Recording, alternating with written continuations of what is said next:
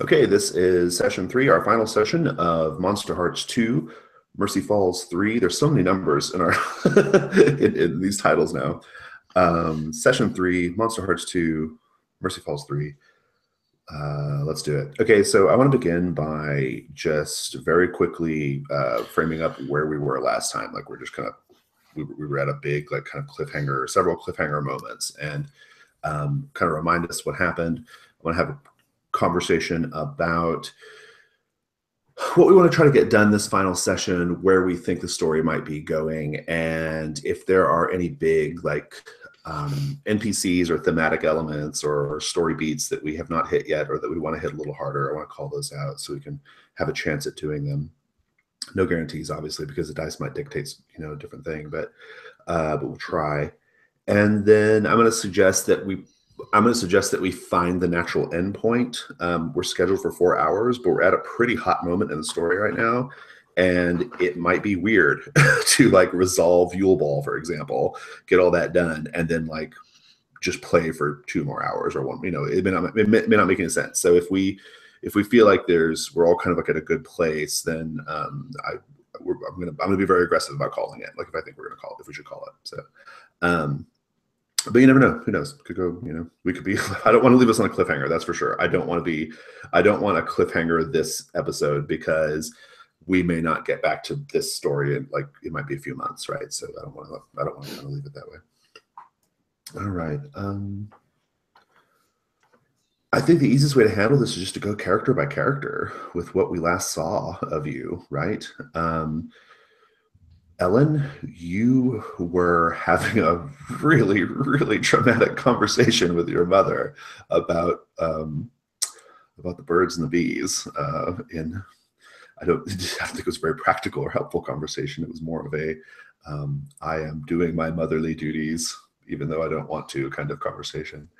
And of course, we got to experience Ellen's sort of like flashback trauma, right? So I think that's a thing. Who were you going with to the Yule Ball? Was it Tony or Rhodey? It is, I believe. I think it was Rhodey. I think it's Tony. Is it Tony? Tony. Okay. All right. Yeah, Rhodey is Sarah. So Tony presumably will be coming to pick you up at some point. So there could be some interesting stuff going on there. But in any case, I definitely want to follow up just about like I feel like Ellen's, like as the sessions have gone on, the scales are falling off her eyes more and more, right? Like she's starting to like see more and more the truth of like what's been happening to her. And so I'd like to keep exploring that.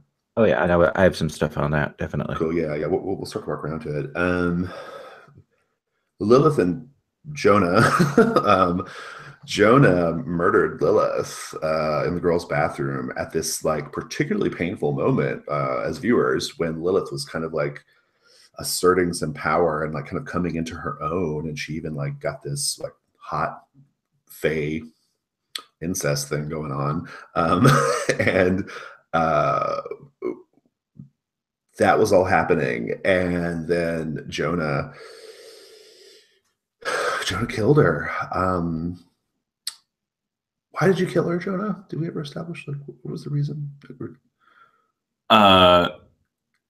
Because you were just in darkest self, right? Yeah, and also it was like a weird sort of justice in a way because of what happened in the Fae realm. Right, that's right. Okay, yeah. Well, we're gonna have to sort out what how Lilith comes back from that, right? So we'll talk about that. But that was the last thing we saw between the two of them. And the last thing we saw with Margot was Sister Mary Edward came to your family's trailer, and she monster hunted you, tricked you with wolfsbane, which caused you to sort of get stunned a little bit, and then she poured liquid silver down your mouth. And the last thing we said was that you were in agony, and you also took 4 harm.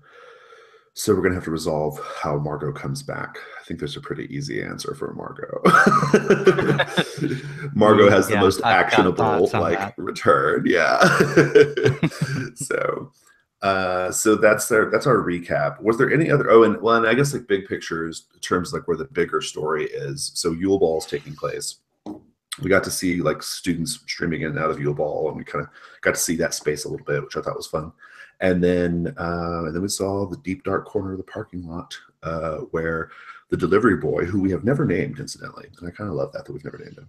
The delivery boy is in a car with an assault rifle, presumably gonna, do some Columbine shit, or whatever. Well, he's not a student, so it wouldn't be quite the same thing. But nevertheless, he looks like he's going to do some kind of violence towards you all. So I will give you guys a chance to stop that in terms of like if like that could be like a sort of almost like a flash forward, right? Like maybe like you guys arrive at some point before or whatever. But also Jonah picked up Ben.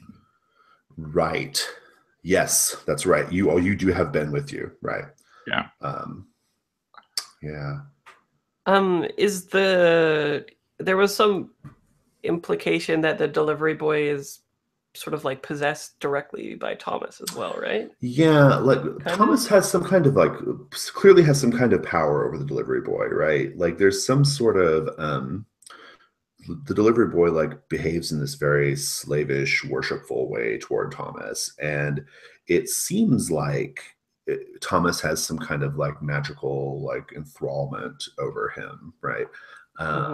Because he looked down, and you said his hands were no longer his own hands, and all that. Well, I just said he was crying, is what I said, and like and he was upset, and it was, and I think because it's pretty clear that Thomas told him to grab that gun and go shoot people, right? So, yeah, I just didn't know if like it was like a possession thing or not. I think it's probably more of like I think it's an enchantment of some sort, right? He's thrall to Thomas in some way. We don't know the precise nature of it, but I think it's more than it's not just like Thomas hasn't had time to like brainwash him, right? Like it's not that intense, right? Like it's but you can kind of see some parallels between like I've been listening to lots of podcasts about cults lately, and so you can kind of see some like like cult like sort of hints there, right? Like I am this like very charismatic person who's going to make you do something that's completely outside of all bounds of reason and self-preservation, right? So it's an idea, right? So pitch your stuff like to the group. What would you like to see happen? Where do you see things going? If you are a dead character or you have a character with 4 harm, how do you plan on coming back? Let's talk about all that stuff. Whoever wants to go first. Well, one of the things is the scene we had last time with Ellen's mom. That's literally the first time in any of the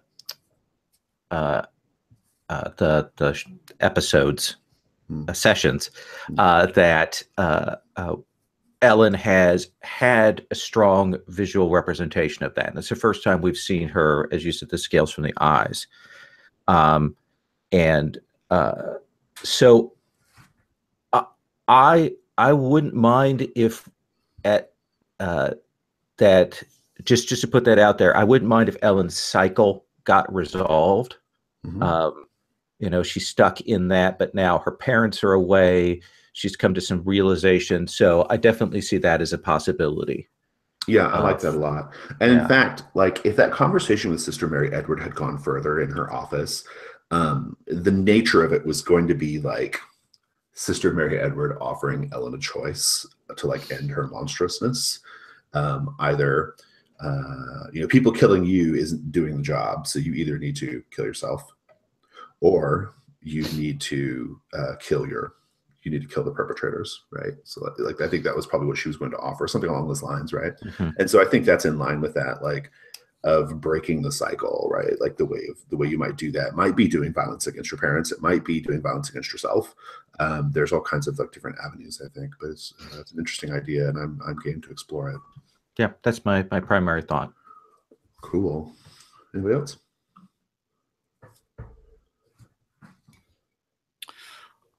Thinking about how Margot comes back from being forced to imbibe liquid silver, and visualizing this as, maybe the camera cuts in and she's like almost seizure-like, and then the silver starts coming back up and it's pushed out of her by these tentacles that you see come out of her mouth, and then they go back in, tying back to the whatever is deep down under Mercy Falls. Yeah, she's a mythos creature now, right? I mean, yeah. I like that.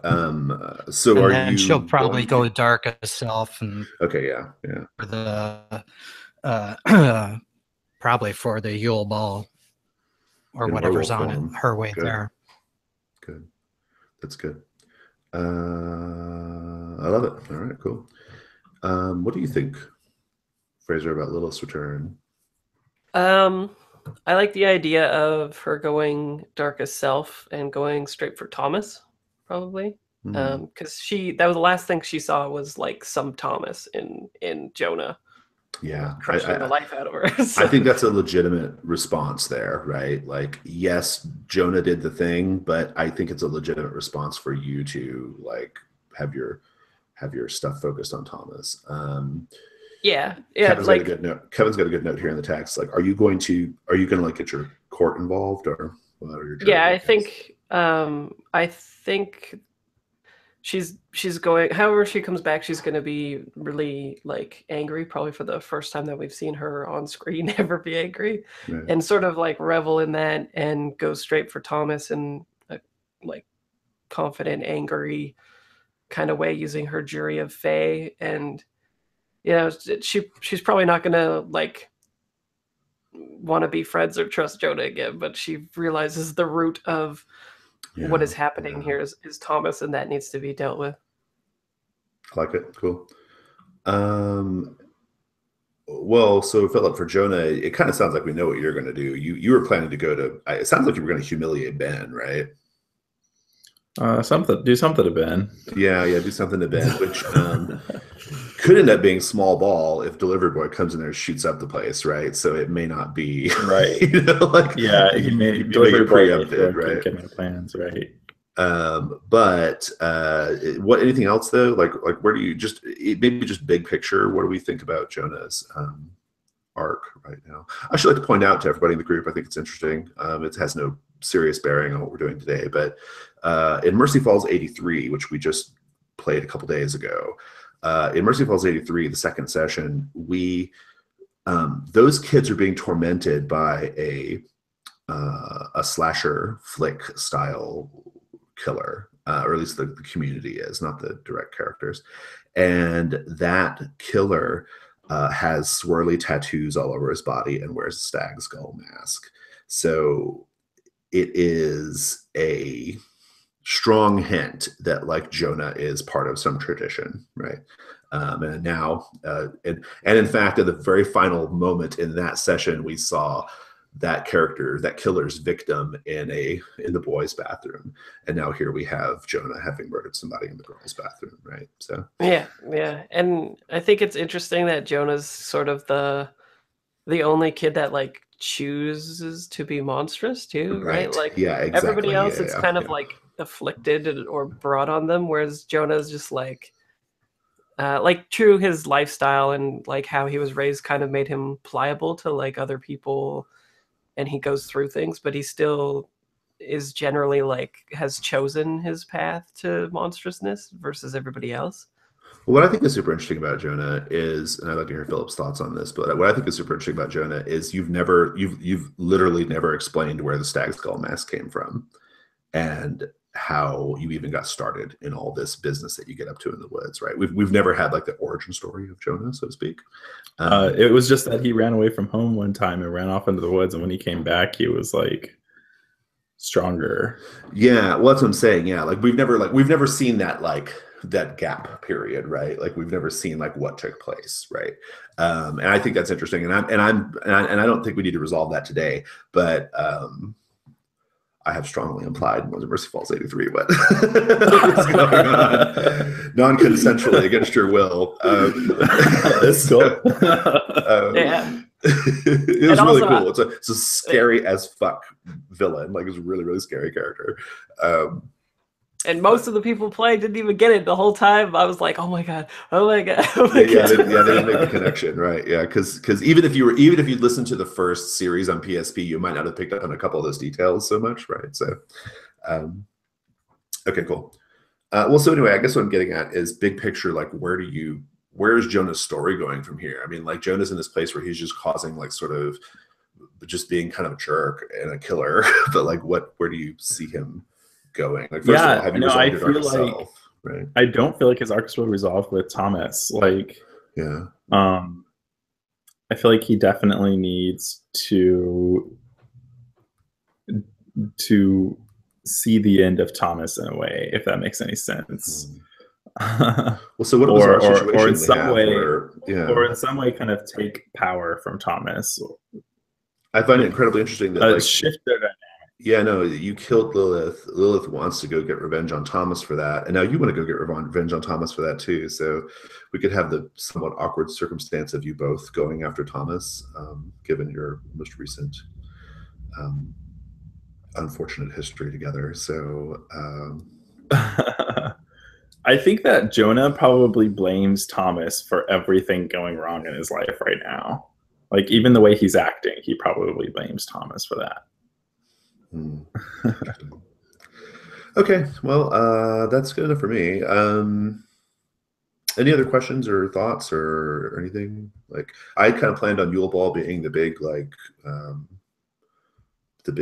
crowning moment in the story, but it sounds like it might even stretch beyond that, for a little bit, which I think is fine. In any case, we have some markers for where we might want to go. I mean, I want to swing back to Margot for a minute. Margot, once you do wolf out, what do you plan on doing? I think she's going to go to the biggest buffet in town, which is the Yule Ball. Okay. Are you going after Sister Mary Edward Price? Well, has she driven off, I guess, is the question, or she's still there and she's going to see this as she comes back and realize that Margot's more than just merely.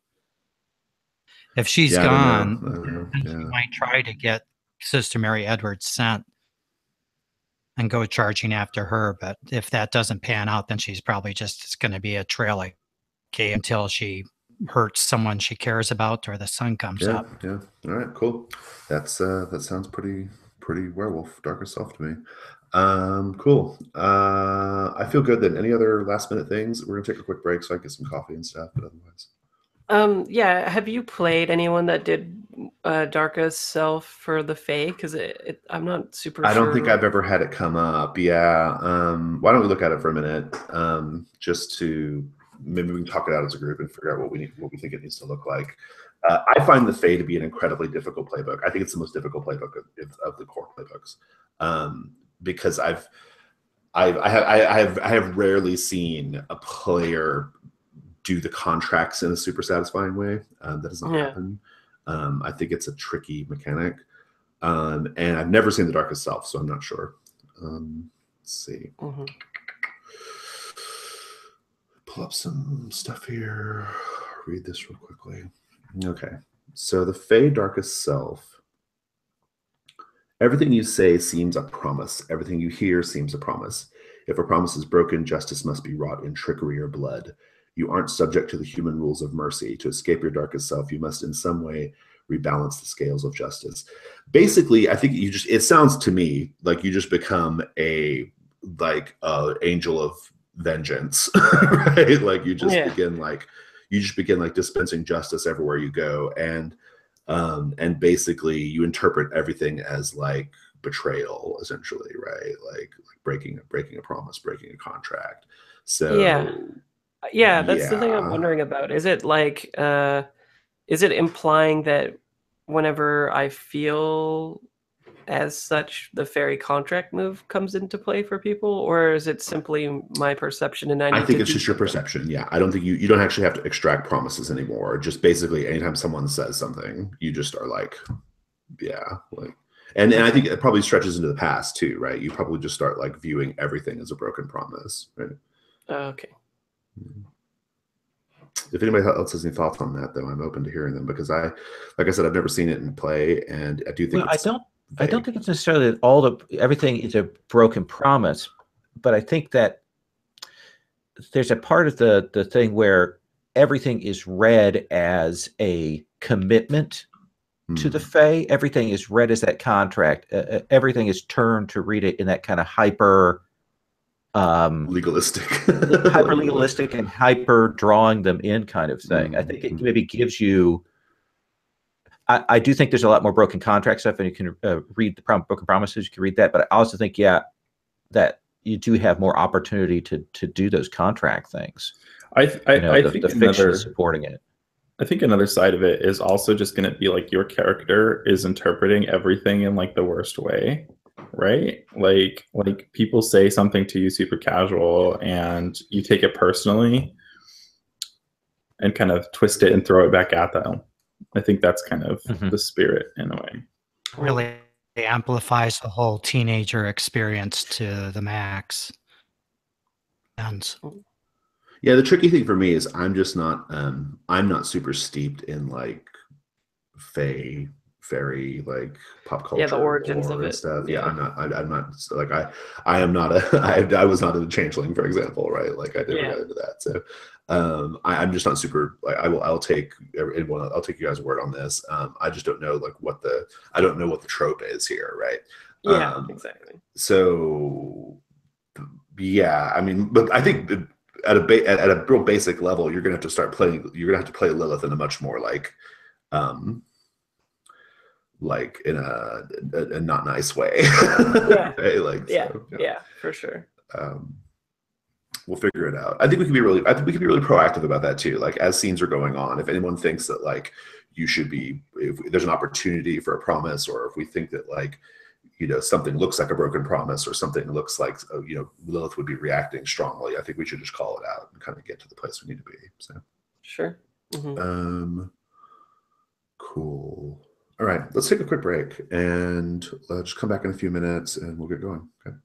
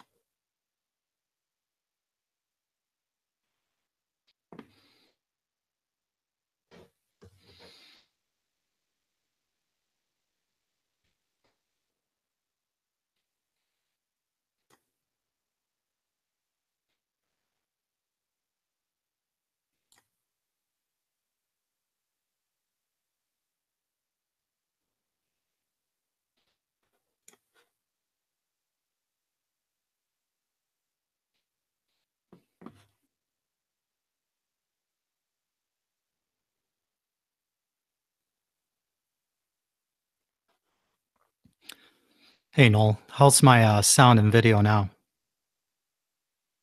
Much better. Yeah, the old MacBook Pro was pulling down the latest Sierra update. Oh, yeah, you're much clearer now. Yeah. Yay. Yeah, I hate it when my computer decides to do that and I'm in the middle of something. Oh, man. I turned off where it won't automatically pull them. I'll only pull them down at night. It occurred to me partway through, but I didn't want to go messing around with general settings and go, oh, damn, reboot, sorry. Yeah, I can always tell when my desktop does it because it keeps like literally freezing and like messing up and stuff. And then it won't even like tell me that it's updating or there's an update ready or anything. It just freezes. And then I'm like, oh yeah, Windows update time. Great. All right. Ellen, would you like to frame your first scene? So I think that her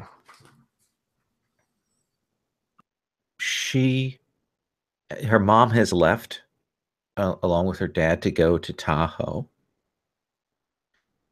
So I think what she will do is go and actually raid her mother's closet. And she's certainly taller than her mother, but so one of her mother's sort of black dresses becomes more of a little black dress on her. And yeah, so they can find all the blood stains. And I think she's getting ready. She's doing that, and that stuff is rolling around in her head, and she's maybe more deliberately taking her actions. You know, she's usually kind of hesitant and so on, or kind of jerky, but she's moving a little through. And probably as we see her move through the house, we might get a flashback to all those bits that we had in the very first session of the signs and things that showed the little bits and details of the murder, and that kind of the mark on the staircase and all of those things, the claw marks on the banister, and I expect that will kind of end with her coming over to that mantle where she sees those pictures of her parents, of the awards and things from when she rode horses and those things, and she's probably kind of clutching her hands, and the last point of view shot is her looking at the fireplace poker that last session she was beaten to death with. Gaze into the abyss. That's a good point. What would you be trying to find out as you make this tour around your house? Let me see. Let me roll. So, gaze into the abyss is which stat? Dark. Dark. So that's going to be a 9. Let me look here. I think she is literally wondering how to break out of this. Yeah. Violence is not the answer. You know, she wants to know a way out. Thomas is not the way. Being cool and getting attention is not the way. She doesn't know. I think I'm gonna. I think so. I have to give you confusing and alarming visions, and I think you're going to be presented with 3 options, right? In alarming vision form. We see you have a vision as you walk through, I think as you're like coming out of your mother's closet, like with her dress, right? I think you kind of like look down and to the left and you see your parents laying in bed. The bed sheets are just soaked red with blood, like in a horror movie. Option 1. Option 2, you are going down, and I think as you are grabbing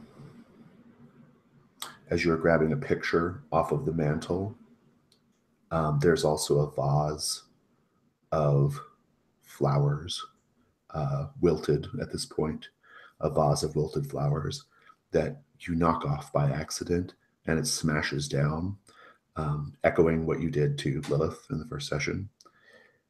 And you have a vision of you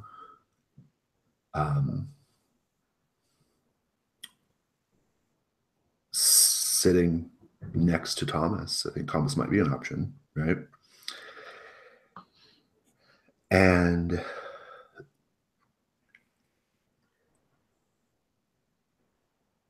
more than no, I'm going to go harder than that.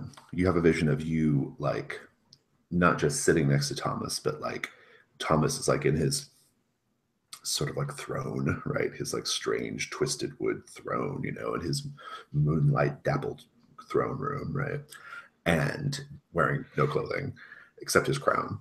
And you are like actually like slave Leia style, like down at his feet, right? In that suit? No, not in the suit. Ugh. And the third, as you're moving through the house, I think you just see a vision of you. Maybe this is as you're getting ready for the party or getting ready for Yule Ball or wherever you're going. You're in the bathroom, and I think you just see, you look down and to the left, and you see yourself in the bathtub, a bathtub filled with red blood, as if you had just cut your own wrists. Those are the 3 ways out. The 3 ways to break the cycle. The choice is yours. Ooh, I can't wait for my date now. So, all of them problematic options in their way, right?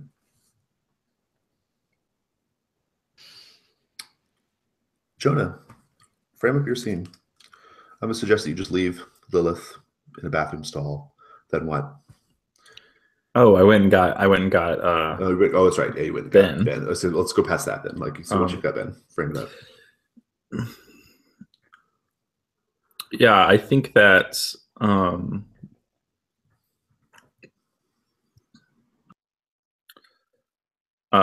we're driving to the Yule Ball, and I'm wearing these nice clothes, and he's wearing his nice clothes,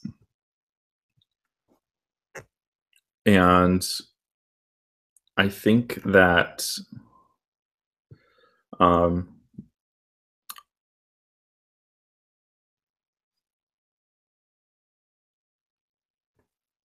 we like pull in like behind the school where it's a little dark,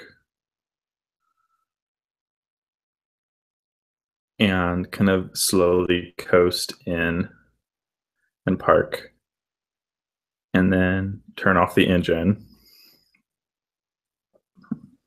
And this is Thomas's car, by the way. Right, yeah. He doesn't get out much anymore, so. And yeah, I think after I turn off the engine,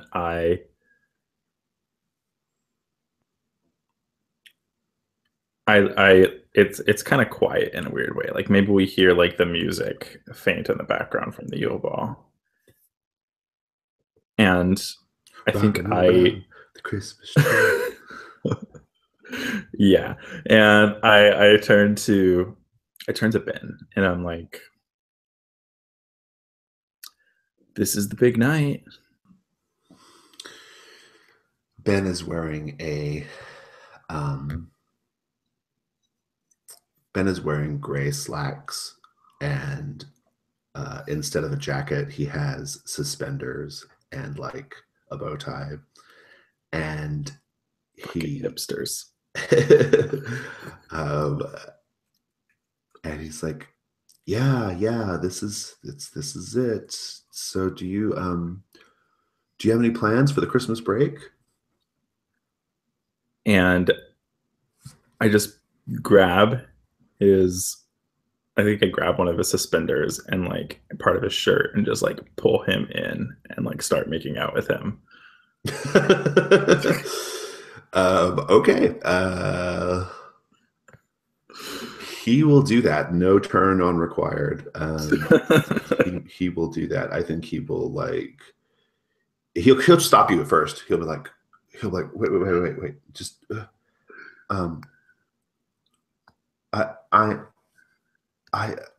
I've wanted this for so long, but I didn't know how you felt. I think I slap him and then pull him in again. Wow. I think that might be too much for him. I think he might like find that to be a little like, Ben's more sweet than that, right? Like Ben is not like that kind of aggressive person. Unless you're trying to turn him on. Like, is this... I'm totally trying to turn him on. Is the aggressiveness like part of that? Like a dominance thing? A little bit. It's also kind of like, shut up, stop talking. We'll roll it. Let's see how it goes. Roll was hot.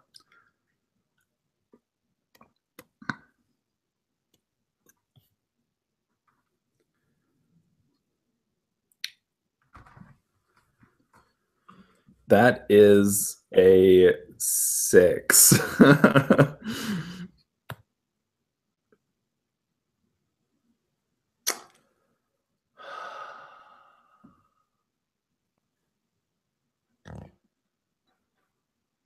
Decide where I know what I want to do, but I don't even have any strings on him.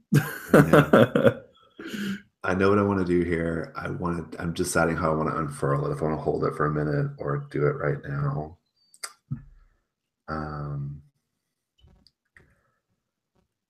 Fuck it, let's just go for it. The going in deep is always a way to go. Ben's brains splatter on your face. The windshield, the windshield shatters. You see the silhouette of a figure standing across the parking lot, in that dark part of the parking lot. Hold that thought.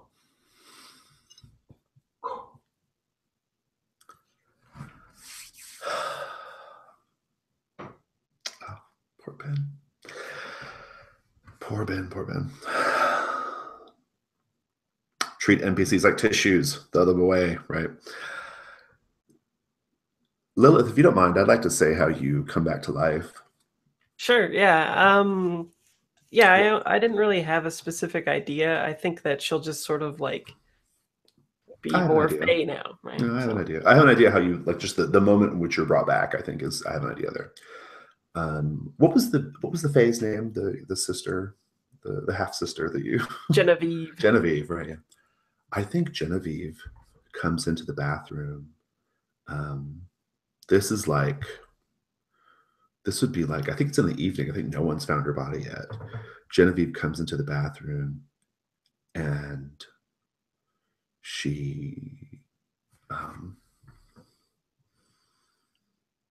kneels down, kind of like props your body up against the toilet. More toilet imagery vis-a-vis Genevieve, right? Props your body up against the toilet and she just kisses you. She just begins like making out with you. And you find yourself in this, like a glade, I guess, like a flowery glade with like a huge, thick shaft of sunlight, like beaming down, right? It's like when Link pulls the Master Sword out of the stone, right? It's that kind of thing, right? You're there, and and everything has that sort of like soft focus, that Barbara Walters soft focus, you know, thing going on, right? And the two of you are just making love.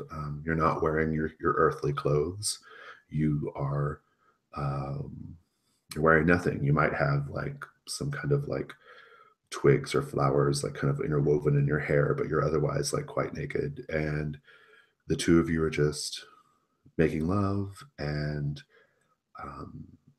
it's wonderful. It's like a wonderful dream, right?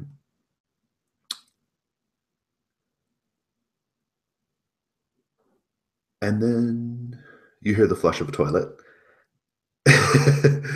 And you find yourself in the stall with no one. No one's there with you. You're just there. Your throat is sore, or like, you know, like externally sore, right? Yeah. Like bruised. And you're there. What do you do? And it's nighttime. Like the sun's already down. Yeah, I think we get a shot of her putting her head out of the stall, looking to where she died to see if it was like even all real, you know, like because it must seem like coming awake from a dream too. So You definitely have bruises on your neck. He definitely had his hands around your throat. Yeah. I think what Lilith wants to do, which tell me if this is weird because we want to go for the Yule Ball thing too, but I think the first thing she'd want to do is immediately get revenge on Thomas because she goes dark itself. And the thing that I need to escape my darker self is you must in some way rebalance the scales of justice. And the last thing, you know, number one, being killed wasn't cool. And number two, she had just seen that Thomas had like wreaked havoc on the Fae court for a while as well. So I think there's a double pronged justice. So you're going straight to Thomas. That's fine. Yeah. So what I was thinking of is maybe spending my string on Genevieve to guide to go to the Fae realm to sort of like rally up the troops. Okay, I like that. Yeah, that's good. Go ahead and spend it. We'll come back to that. Okay. Margot.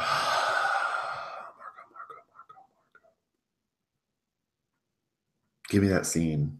Sister Mary Edward leaves.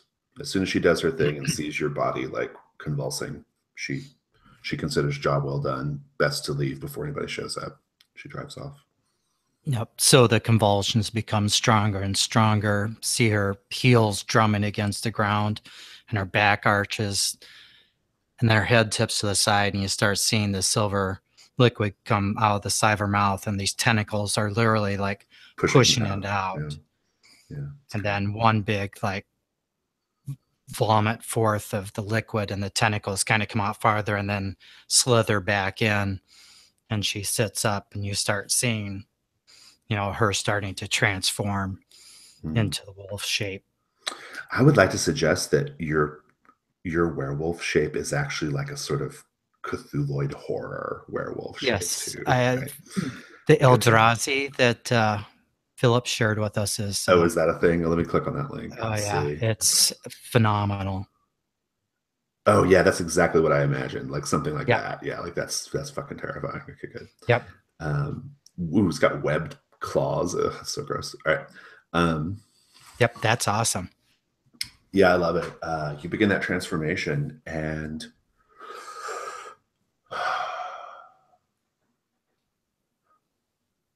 once you realize the transformation is happening, where do you run? Because presently you're in the courtyard of the mobile home park, right? Like, do you go somewhere else or what? I think we see Margot taking deep sniffs of the air and down by the tire tracks that are left by the huge old caddy that Sister Mary Edward Price drives. Like she's trying to get the scent for that. Maybe she goes charging off following I'm the way that we saw her go out. Yeah, I'm going to suggest that like maybe this is while you're in the middle of transforming too. So like you're in the mobile home park, like the transformation is taking place. We assume it's not instant, right? Like it's right. It takes a while. Tentacles are ripping out through the fur. Yeah. And you will look up in your horror and your pain. You will look up and see your mother's car coming in. She's coming home early from her shift. You see her car pulling up. You still have enough control to get out of here if you want to try to run away. Yeah, I'm gonna have to try to run away. Roll volatile. Volatile. Can someone tell me how to pronounce that? Volatile is what I say. Okay, volatile. All right, that's what I'm going with then. I hear both. Maybe both are right. I don't know. 5 plus 2, 7. Okay. Mixed result. Choose one. You get away, but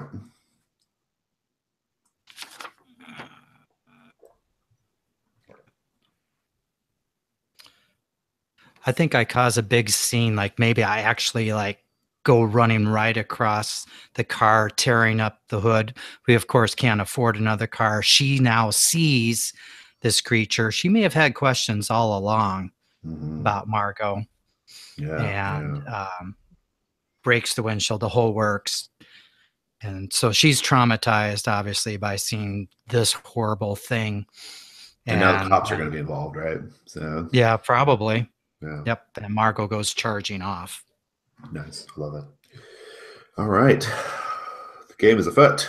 Well,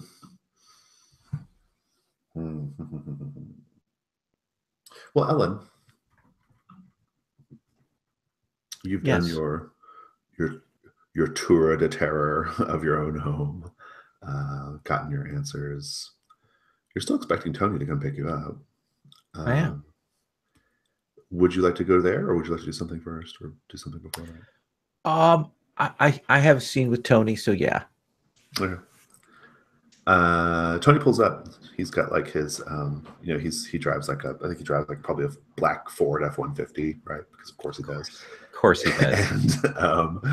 And he pulls up and like, but Tony's the nice one, right? Like of Jonah's gang, Tony is like the gentleman, right? Like he's the nice one. He was the one who like was being, emo with Serena. So I think he gets out. He's he's wearing one of those like tuxedo t-shirts, like it's not an actual tuxedo. It's like a pair of jeans with a t-shirt that looks like a tuxedo. And he gets out, but he has flowers. And he comes up to you see him from the window, right? He's coming up and he rings the doorbell. What do you do? Well, I certainly opened the door and treat it like I don't notice that he's wearing that, which is,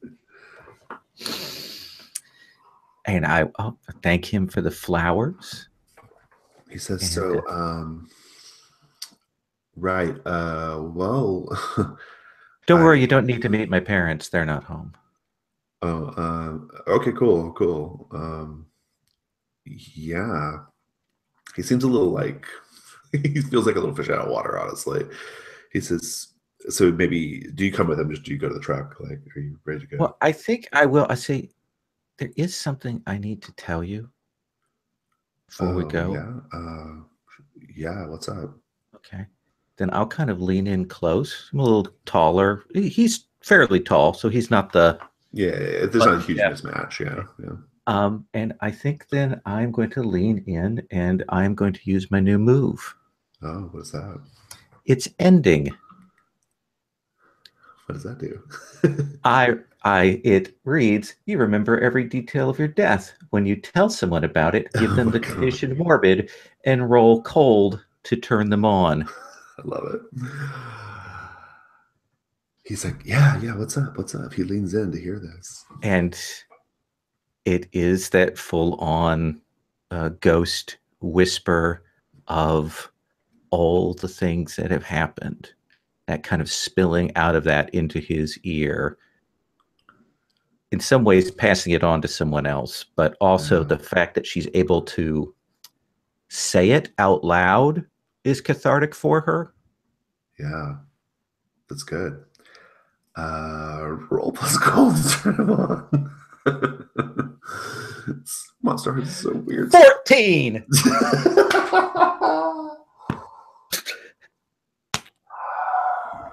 You are just at the moment where you describe your father dragging your body out to the woods and digging a shallow grave when you look down to see that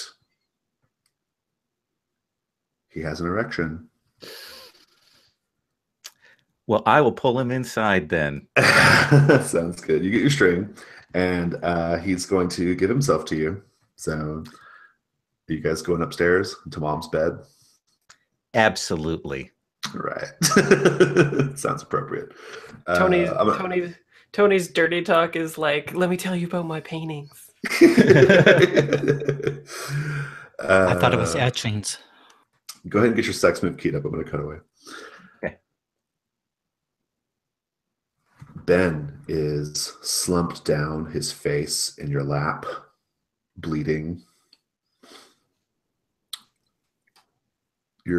Thomas's driver's side or passenger side window is shattered. And there's a figure silhouetted by the parking lot, the lone light out in this part of the parking lot. You see him silhouetted, and you see in that sort of like halogen, that white light of the lone light in the parking lot, that tall, those really tall parking lot lights. You can see the smoke from the rifle billowing up. What do you do? I think that Jonah is kind of sitting there with the blood all over his face. And it might seem at first glance like he's like calm because he's being so still. But I think we see him like raise up his hand and like wipe his face. And there's something about like the way that he wipes his eyes that makes it seem like he may be feeling something. Yeah, so what I'm going to do is push Ben off of me into the other seat and see the person with the rifle. And I'm going to try and get around to get out of the car and get around to the trunk and get my mask out. As you get out and are going around, you hear him calling out to you. He says, I told you should have killed me. I told you should have killed me when you had a chance. Why did you do it? Why did you do it? Do I recognize the voice? It's the delivery boy. Oh. Okay. Yeah. So I'll get my mask out, and then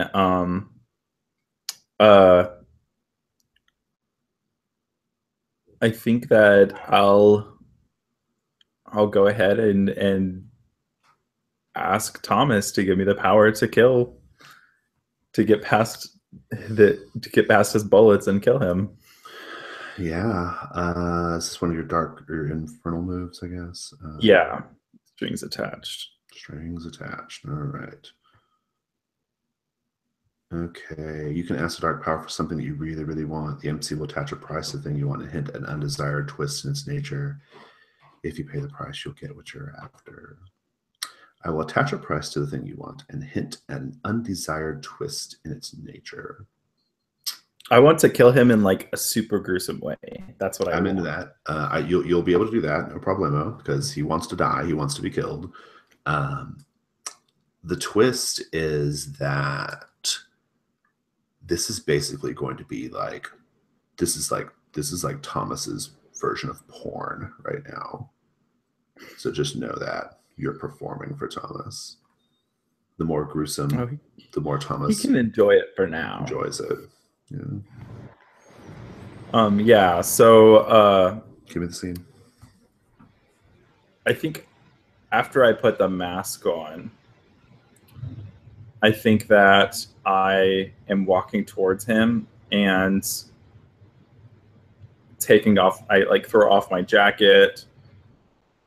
And I think that I just like, I have like a button up shirt underneath. I think I just like rip it open and take it off.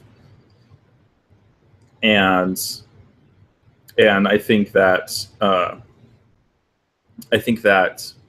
I am like taking the blood from Ben that's on me and like smearing it down around my chest and over my stomach to make these kind of vague swirl marks. And I think that as I'm like making them, there's like this weird like green sparks start coming off of them, and then like right as I like am reaching out to grab him, they like kind of like almost ignite into like bright green as I like lift him up, and I'm like staring at him as I'm holding him up, and I think like he like drops the gun, and then I'm going to like reach up with my other hand, and I start tearing off his clothes. But after I tear off his clothes, I get a really good grip on his skin, and I just like pull his skin off of his body. Woof.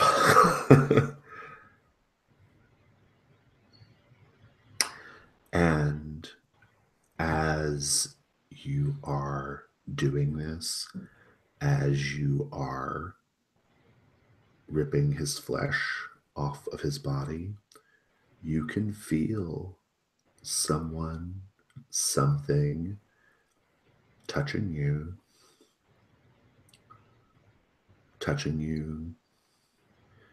You are getting off on this. And this invisible force is also, getting off on this. And can I roll to turn him on? Done. It's already done. That's happening. But you feel it. Like Thomas is definitely like with you right now, and you guys are like both kind of getting off on this right now, right? You may have to go change your jeans before we continue the Yule Ball. Well, these weren't jeans. These were just my nice pants. But like the rest of my clothes, they were ruined. So true, fair enough. And yeah, you just at the end, you're just there in this remote part of the parking lot, laying in, or underneath this like sickly white light with the moths and flies, flying in and out of it. An assault rifle on the ground, laying in a heap of gore and ecstasy.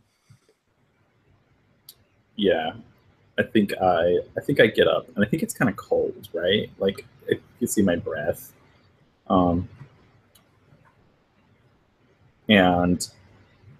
I pick up the gun and just take it back to my car, throw it in the trunk, take off my mask, throw it in the trunk, and then I'm going to drive up behind the locker room and go in there and clean up and just grab some clothes out of the locker. Like there's like some gym clothes lying around or something. Yeah.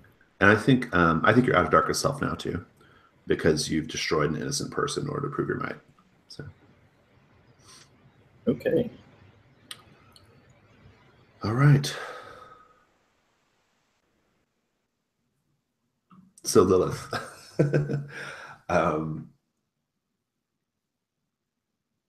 how do you go to make contact? Where do you go to make contact with Genevieve? How do you know to do it? Where do you go?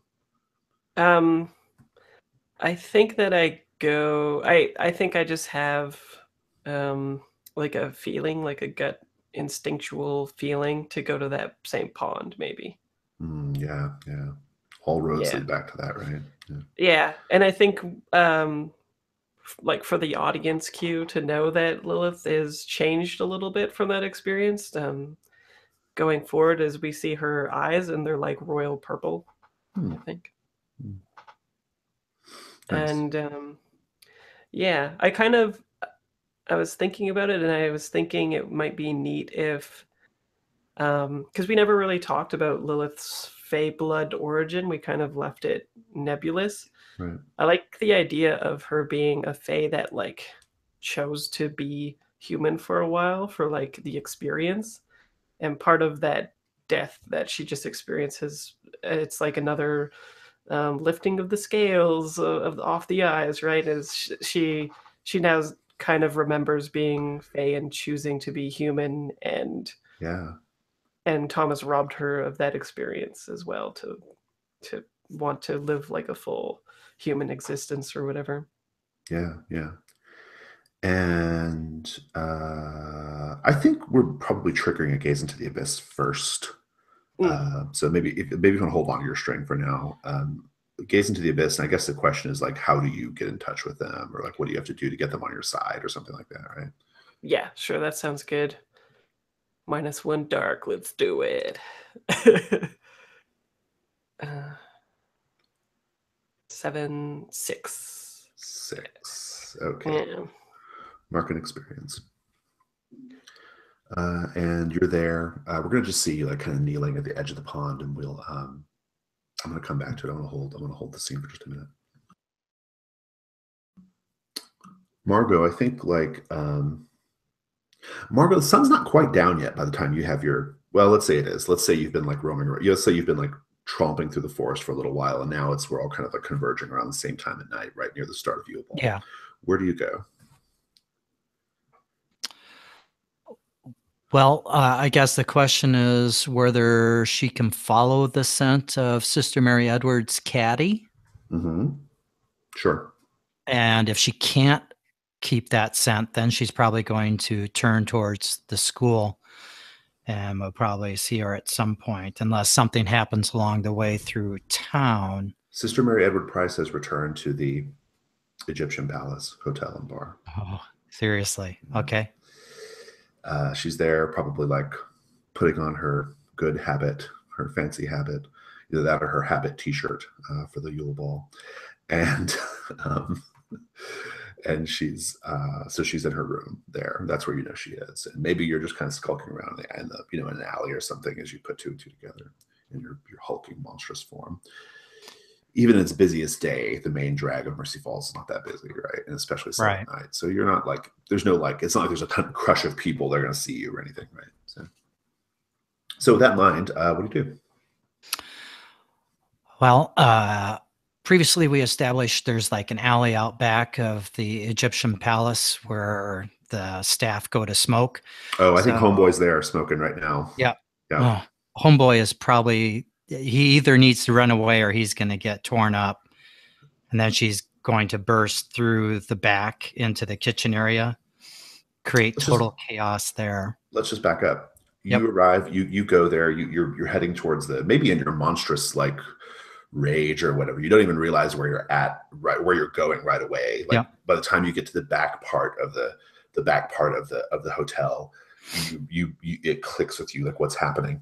And you see this guy. I don't think we ever named him, but you see him there wearing the little King Tut the little King Tut like headpiece to serve food or whatever.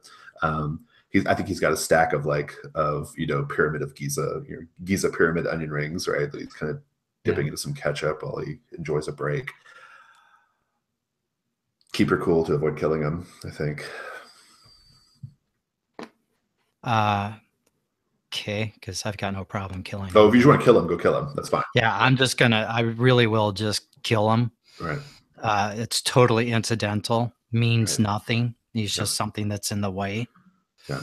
And he may not even be enough to take you out of darkest self either. Oh, no, there's no emotional connection because it needs to be someone I care about. Right, yeah. And I was just using him last time to get a room key. So give me that scene. What does it look like? So it's actually just brutally casual as she just lashes out with a claw and rips his throat open. And maybe we see a tentacle quickly lash out and maybe grab his tongue and rip it out of his mouth. Oof. And flip it into Margot's mouth, and she swallows it down and then kicks in that back door and goes in the kitchen. We hear pots and pans flying everywhere. Screams. And I think, people are running and all that stuff. Like people are running as you're like this living horrible monstrous creature smashing everything up, right? Yeah. And when you go in the kitchen, it's like bright light, like you're fully exposed, right? We see every like slick tentacle, every dripping bit of viscera, every fold of your, your web-like skin. We see it all, right? Like in full technicolor, right? You're smashing the place up. People are running and screaming. I think you probably lunge through the kitchen, continuing your rampage, right? And you get to a hallway that connects out to the front of the house. And you take up all of it, right? Like you fill that space, right? Like from... Yeah, she's huge now, especially with the tentacles coming out, brushing the ceiling and the walls. You fill that space. Adeline, the woman who runs the bar, is standing at the end of the hall there as you're there, like heaving and seething and dripping and snarling.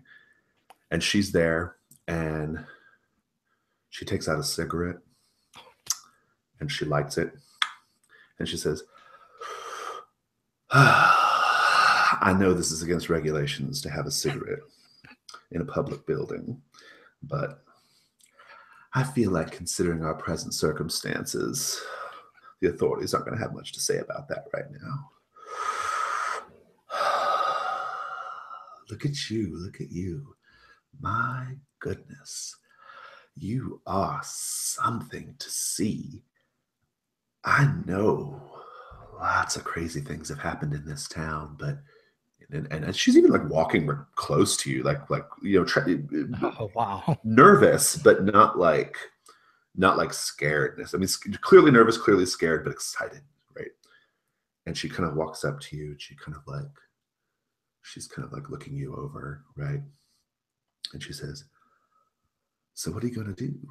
You gonna rip my head off, eat my brains or something, tear up my insides? How's this gonna go?"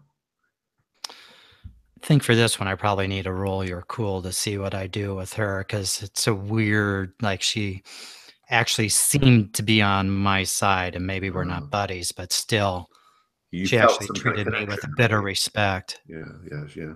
Roll your well, except for her racist joke, but roll plus cold or yeah. So that is, it should be to 7, so mixed result. Tell you how your actions leave you vulnerable, and you can choose to back down or go through with it. If you try to keep your cool here, if you try to not attack her,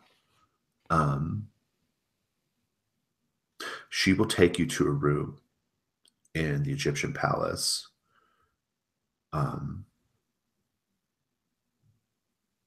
Lock you up until this is over. Oh yeah, I love that scene. We see her reach out and grab one of my tentacles, right, and lead me. Yeah, that's good. She says, maybe to the freezer and back, or something even better. Yeah. So she says, well, you haven't ripped my guts out yet, so that makes me think that there's still someone inside there that you still can be reached. And I find that very, very intriguing. And then she kind of puts her hand out to you, and like your tentacle grabs it, she says. And she's taking you to the back. She says, you might be wondering why I am not reacting with fear and revulsion at this moment. Well, it's because my sister was kind of monstrous herself. I'm accustomed to monstrousness.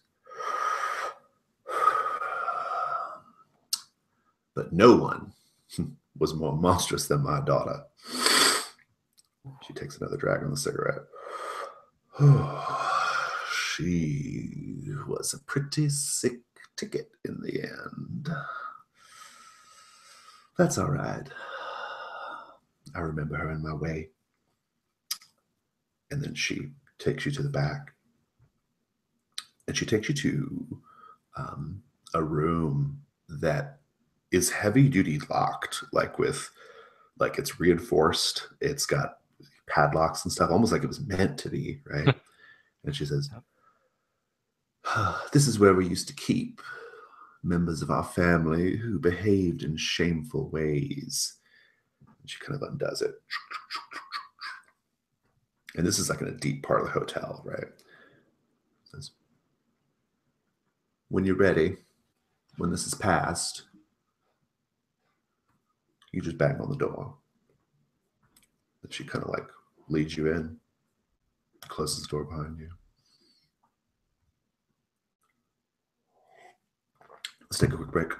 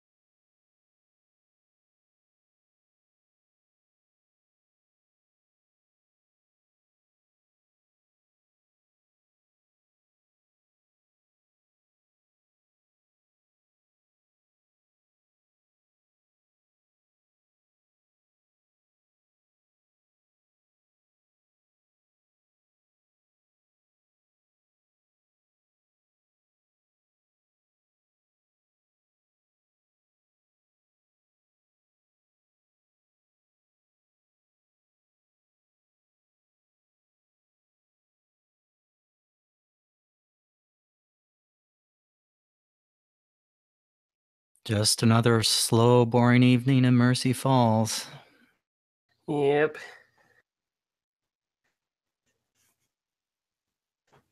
Just another failed gaze in the abyss. Man, I would watch the hell out of this show. Oh yeah, this is some good shit. dark. Yes. It just keeps getting darker. Definitely HBO or something. Yep. This show would open with like, so you watched True Blood and liked it. This one's a little bit more fucked up. Enjoy.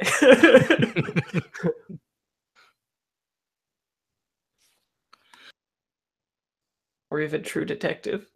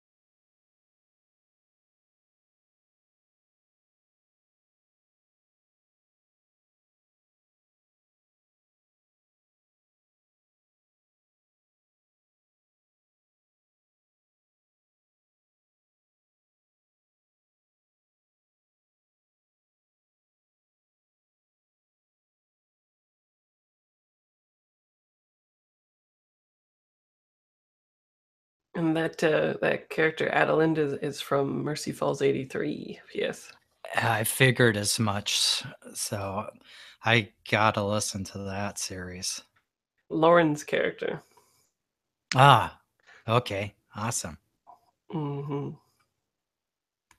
I won't give away the playbook because that might come up. Yeah, no spoilers, please, other than all the hints and stuff that Jason's dropping here.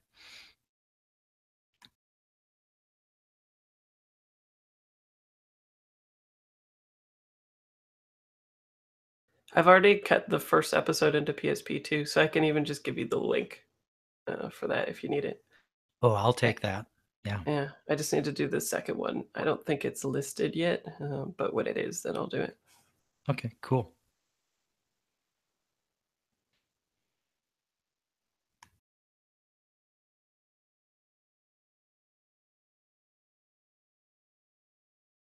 Bless you. Thanks. Perfect time to get a cold on a weekend when you got like, I had gaming last night and then I've got 2 games today. Oh yeah, what are you playing? I'm running Monsterhearts starting at 1:00, so I was actually kind of happy that we might have a quick break in between my sessions. Yeah. And then last night played just some D&D with a pickup group Fifth? that I know through a different Slack channel. 5th edition? Yeah, they were doing Storm King's Thunder. So it was fun. There was actually some really good role play. Well, there's 2 of us who are really into role playing. The GM was excellent, and the other 2 are kind of dragging into the 21st century. So Yeah.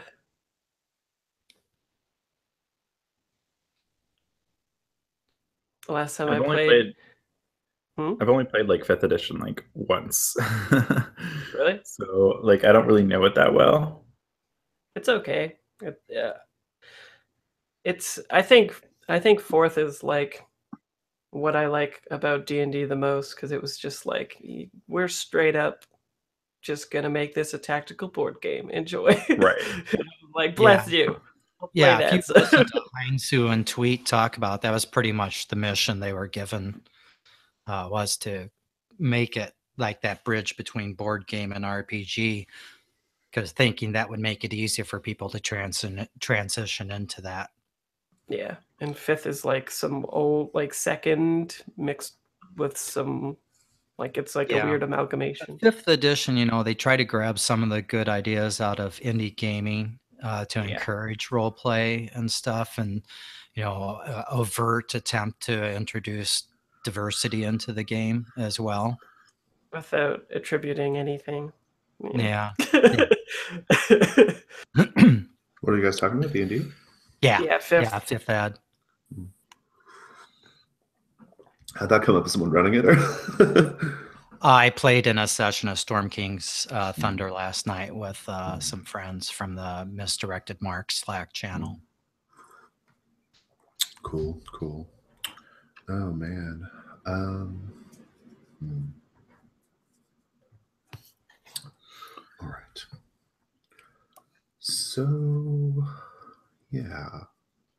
Ellen, let's talk about your sex move. So my sex move is we both get to ask a question of one another.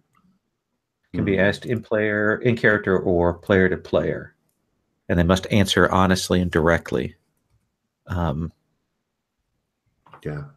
Do you want to go first? Yeah, I think I know what I want to know. I want to know why he stays with Jonah.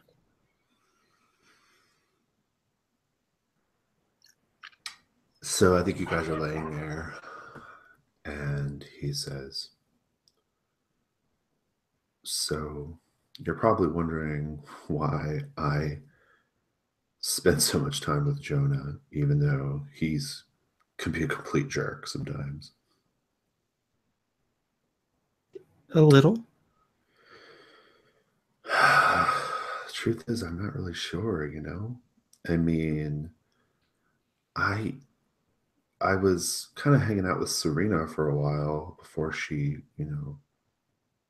went missing or whatever happened to her.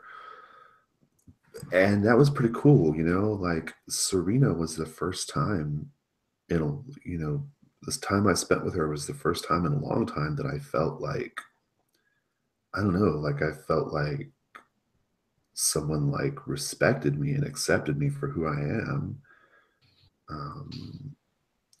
And it was good. But then, I don't know, like I just started hearing all these rumors about her, and Jonah just thought it was a really bad idea for me to be hanging around her. And then a bunch of crazy stuff happened that the more I think about it, it just gets a little hazier in my memory. Like I can't quite put my finger on what was going on.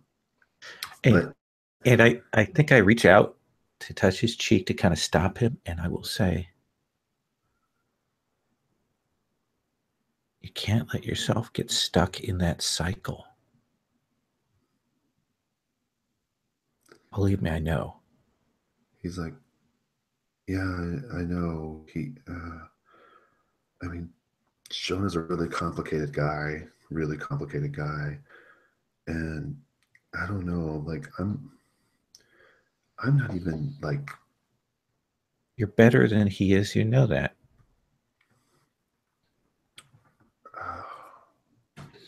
But that's all up to you. Yeah. He kind of like, lays back, and he's kind of like, thinking about everything, and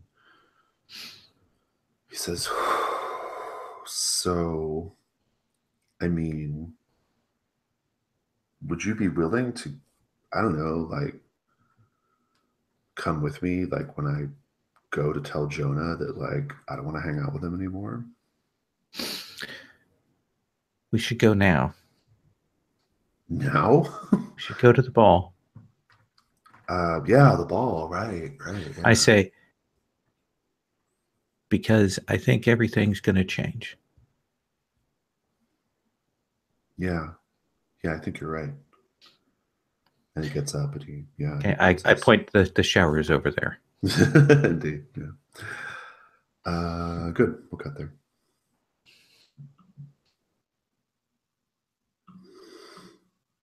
Well, speak of the devil, I mean, Jonah, I assume you don't hang around there like with the gore in the parking lot. Where do you go? What do you do? Yeah, no, I actually headed for the showers. That's right. You're getting cleaned up in the boys' locker room, right? It's just here.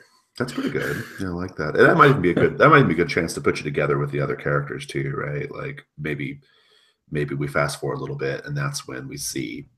Maybe that's when, just echoing like the first time Ellen and Jonah had a scene together. Like you're in the boys' locker room having a shower, and Ellen wanders in, right?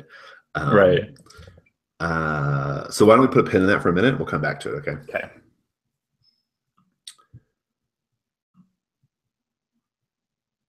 Oh, you have a miss, right, Lilith? Okay. You have a miss. Yep. I missed it gazing. Oh no, so sad. So sad, so sad. Heartbreaking, really. You are not met by Genevieve. You are met by a male fae, red hair like you, very, very like luminous porcelain skin, right? Like really, really pale. Very like chiseled and angular face, right? Ears, the whole shebang. And he rises up out of the pond. I think he's wearing like a just kind of like a little sarong type piece of cloth wrapped around his waist that's in various fall colors, right? Late fall colors, purple, dark brown. And he steps out of the water and he kind of like walks up to you and says, "Sister, I didn't expect you, but I'm so happy to see you." And he kind of gets down on his like knees to like be face to face with you. Yeah, Thomas cut my ride short. I suspect we have much to talk about with regards to Thomas. And he smiles. He says, I have to give him a name. My name is Alistair.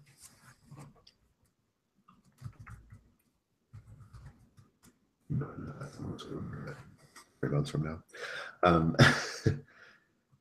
My name is Alistair, and I have had my eye on you for a very long time. I'm sure given some more time, I'll remember. I'm starting to remember more and more after my life was ripped from me. He leans forward and pulls you in and begins to like nuzzle your neck, right? He begins to like nuzzle your neck. He's like,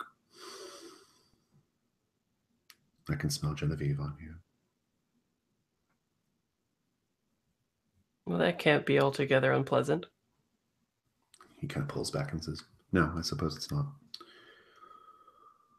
Would you like to come with me? Of course. And he will bid you to take off your clothes and step into the pond. And she does. And you find yourself, much like we've first seen a long time ago when you entered the Fey realm, like we see you walking on this like path of like poppies, right? This red and orange poppy path that he's kind of like leading you across. And he says, there are big, big things happening, big changes in the order of things going on right at this very moment. It might be too much to explain. I know this must all be very stimulating and overwhelming to you. So I'll try to keep it simple. And he kind of like continues leading you down the path. But he turns and smiles. There are those of us in our family, in our court, who believe that the war that we have been waging for so long with the Dark Court, the Moonlight Court, is counterproductive.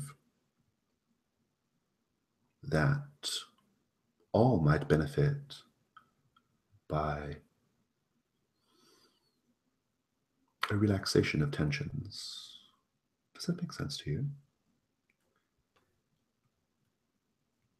I think there might be peace after the scales have been balanced. Thomas does not belong in that place. And I intend to rip his life out, just like he ripped mine. And yet, if you do this thing, another dark fae prince or princess will rise up to take his place. And the cycle will begin anew. It will just go on and on and on forever, like it always has. There are some of us who believe that it's time to, well, it's time to have peace. It's time to strike out and try a different way, don't you think? It sounds like what we need is to confront Thomas with a jury. And he steps forward. He puts his hands on your cheeks, right? He kind of leans in. It's very like infantilizing almost, the way he kind of like cups your cheeks and kind of leans in, right? Like you're a little child or whatever, right?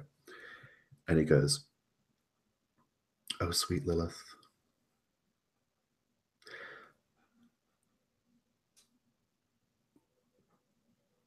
I have a different plan for you. And I can't wait to tell you all the details." And he says, "Come quickly." And then he just like runs down the rest of the way. I think under her, like she'll follow, but I think under her breath, she's like, not so sweet right now. Mm-hmm. All right. I'm gonna get to the Ellen, Jonah, Tony scene in a minute, but I want to go back to Margot for just a brief minute. Margot, you are in this room, this dark room. You're wolfed out, you're monstered out, and you are, I think you probably spend a little bit of time like kind of like smashing up against the concrete walls, and kind of like it's a pretty empty room, so you can't destroy too much, and just kind of slamming around and writhing around. And we have this like sort of like you're going in and out, right? Like you go in, you go in and out of like periods of like brief periods of lucidity, right? As you sort of like get this transformation out of your system, right? And you hear little snatches of conversation from the hallway outside. And you hear Adeline having an argument with someone in the hall at some point. She says, "No, Catherine, I am not going to let you or that nun inside. Now, if you want to go get Sheriff Nichols and have him deliver a warrant, well, then we can talk. But until then, please leave. Don't you have a dance to get to?" So that's a thing that happens. And then sometime later, we don't know how long later, but sometime later, you hear another woman's voice, one that you don't recognize. And she's also talking to Adeline, and she says, "Oh my goodness, I find it so interesting. I would like just a single look, just one little glance. This could be very, very, very important to my work, Jackie, don't you see?" And she says, "I thought I said, don't call me Jackie. You know I hate that." And that fades away. And then sometime later, we don't know how much longer, you hear a voice you recognize very much. And it says, "I can't help you with this, Jacqueline. I have done everything in my power to protect you up until this point, but you are dealing with something incredibly dangerous, something that you could not possibly understand. Do you understand that you don't understand? I'm afraid I can't help you anymore. This is beyond me." And that fades away. And eventually, you come out of it. Eventually, you come out of it. And you hear the clunk, clunk, clunk of the locks. The door opens up. And Adeline comes in. And she's smoking a cigarette. And she says, well, how do you feel? Tired, but like it's a fresh start. You have led to me having a very, very interesting night, young lady. I wouldn't want you to be bored, Adelind. You seem like you have a dull life. Yes, it does get a little trying at times, dealing with tourists and local yokels in equal measure. And she kind of turns to like leave, but I make do. Hey, what time is it?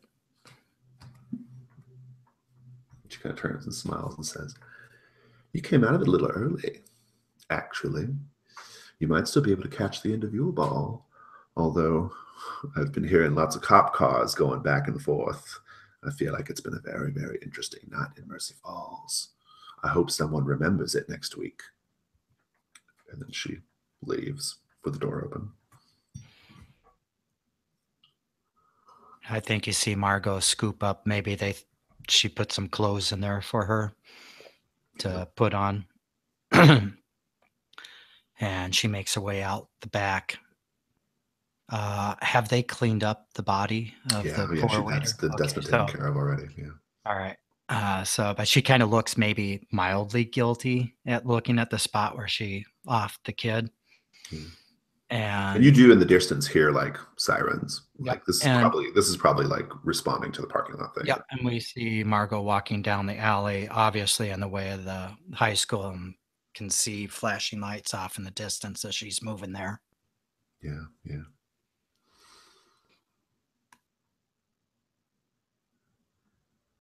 Locker room. You've been in the shower for a while, letting this, whatever it is, wash off of you, Jonah. What are you thinking right now? What are you feeling? You're coming down from this moment of, well, you're coming out of darkest self. I mean, how are you feeling? I think that I'm feeling like I am no longer myself.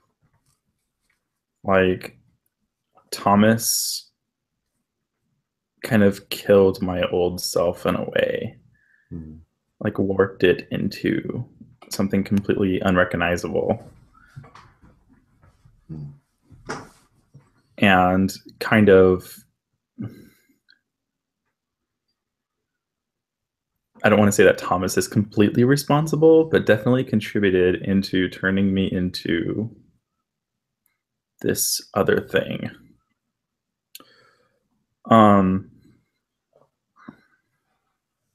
And I think that I'm just standing under the hot water and just like rubbing my stomach where I was stabbed, and just rubbing it gently, standing there.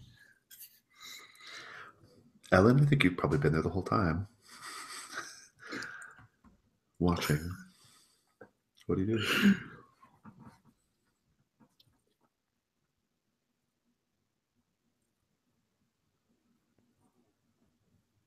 Ellen? Are you muted?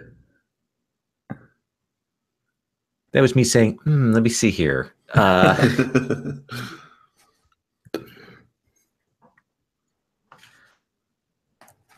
Does that count as creep? I think so. Yeah, okay. I guess so. What is that? Is that one of your moves? That's a string I get on. Oh yeah, absolutely. I just wanted to bring up, if Ellen had sex with Tony, then that triggered my sex move. Oh, which that count as one of his gang. Well, let's see how that works out. I believe you get the condition one of them, and so since it's a condition, I think you can lose it. But yeah.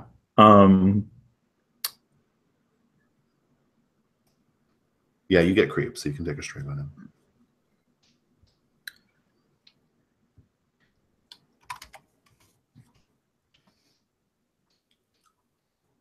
What emotion am I getting from you, Ellen? Like, maybe I don't know that you're there, but I think I feel your emotion coming through.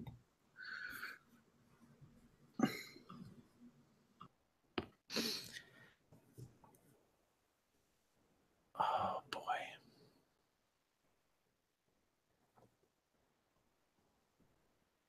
I think as much as anything, kind of resignation. Maybe a mix of that and maybe a little pity. And I will.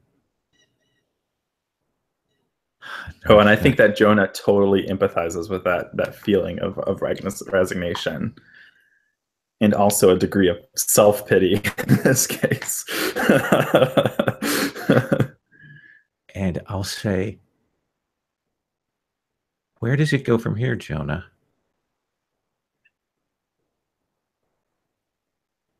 And I'll turn off the water and walk over to where I just left the bloody clothes and the stag mask on the ground. And I think they got kind of wet, but I bend down and pick up the stag mask and just kind of wipe off a speck of blood on it, and I say, I don't feel like I belong here anymore. I'm not a kid anymore.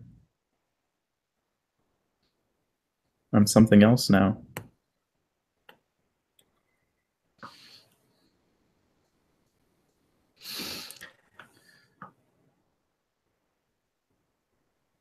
I think I'll push and hold open the door to leave the locker room. And are you coming with? Hang on, I gotta get some clothes. And so he like reaches into the lockers and pulls out like some dirty gym clothes and puts them on. He's like, I wouldn't want to see anyone to see me walking around naked. And it's like after he has this like serious moment, he's like back. Like Kevin's comment, go be a grown up then.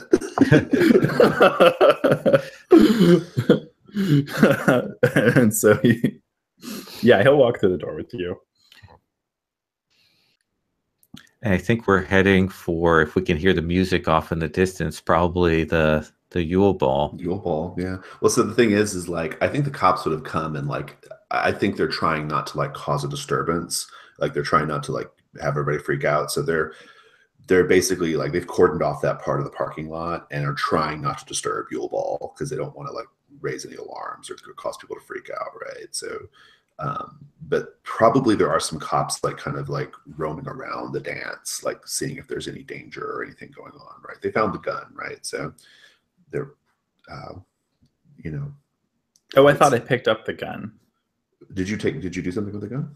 I thought I threw it in the back of Thomas's car. Yeah. Oh, okay. All right. Well, that's fine. I mean, I think that basically like in an attempt to not have everybody freak out and to maybe ferret out the killer, the cops are kind of like plain clothes roaming around the Yule Ball, right? So Yule Ball's still going on, but it's just kind of a weird scene. So, what about Tony? Like, are you gonna like, we're gonna do something with Tony here?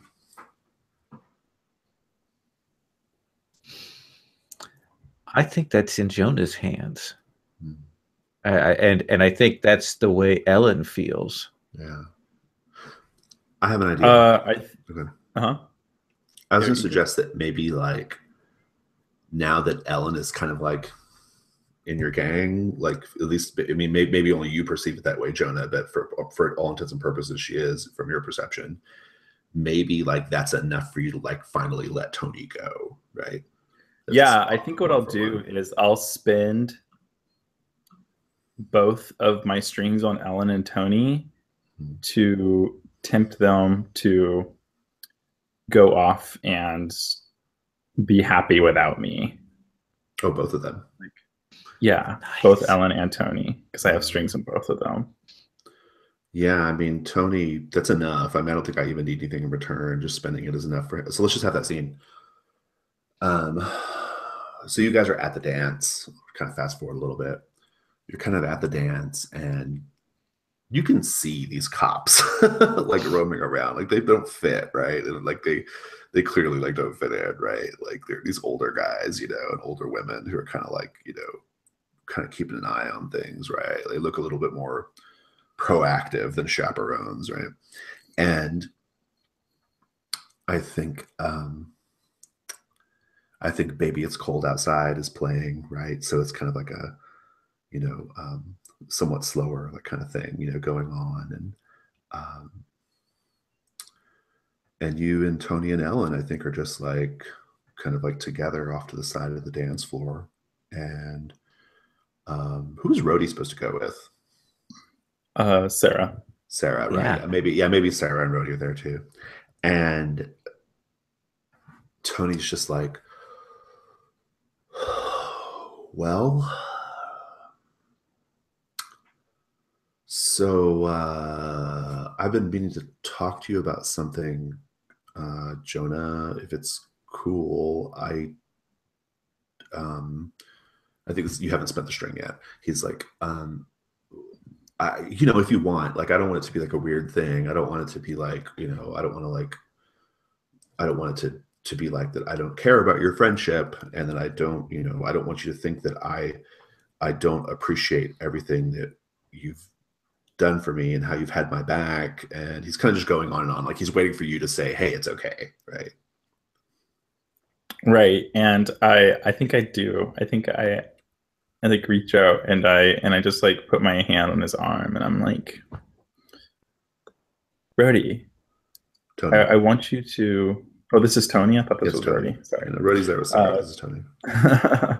Tony, I want you to go with Ellen and have a good time and stop worrying about me. Okay? I think I'm good. You can do your thing. And he kind of like, he's like, yeah, all right, cool. And he kind of leans in and he gives you the bro hug, right? That sort of like half hug, right? The bro hug. And you realize that you can't tell what he's feeling. Mm-hmm. And you're spending a string to send Ellen away too, right? Ellen, you get an XP for just. Yeah, I think I give Ellen like a look and like a smile, just like a small smile. I'll take Tony out onto the dance floor then. Yeah, good. Hide him in the crowd. Awesome. And then Rhodey turns to you, Jonah, and says, look what I brought for the punch bowl. And he's got like a big like thing of booze, right? And Jonah laughs and he's like, there. Yeah. And Sarah's like, oh my God, right? You know, the whole thing. And great. Lilith? Mm-hmm. You are in a space that looks like the sort of like beautiful light version of Thomas's throne room, right? Like you see a throne carved from this like very like rich, warm golden brown wood, right? There's an array, a carpet of poppies like all over, like it's like you're just walking in a field of poppies almost. And there are leaves kind of like falling down, you know, like gently, nonstop from somewhere. Little woodland creatures, you know, scampering about, and dragonflies and butterflies, right? And there are a bunch of like other fae there, right? Kind of arrayed in different places, kind of like laughing and talking and chit-chatting and like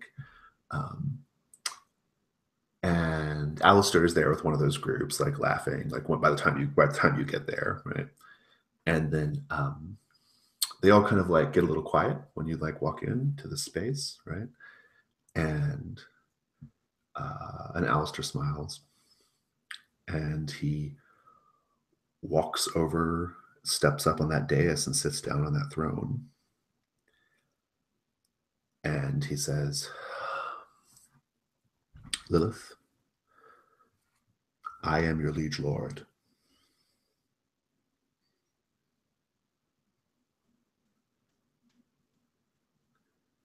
I think she just nods. And I've formulated a bold new plan for the future.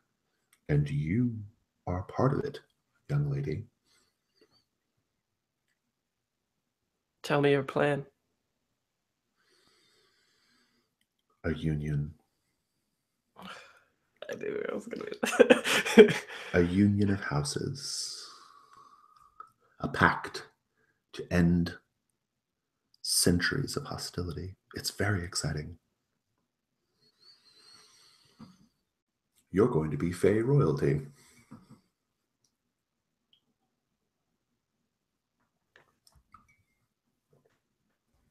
In order for there to be peace, there still has to be a rebalancing of the scales first. And then after that, maybe then we can do this plan of yours. But as you can see, my eyes are fixed. And they're, again, like royal purple.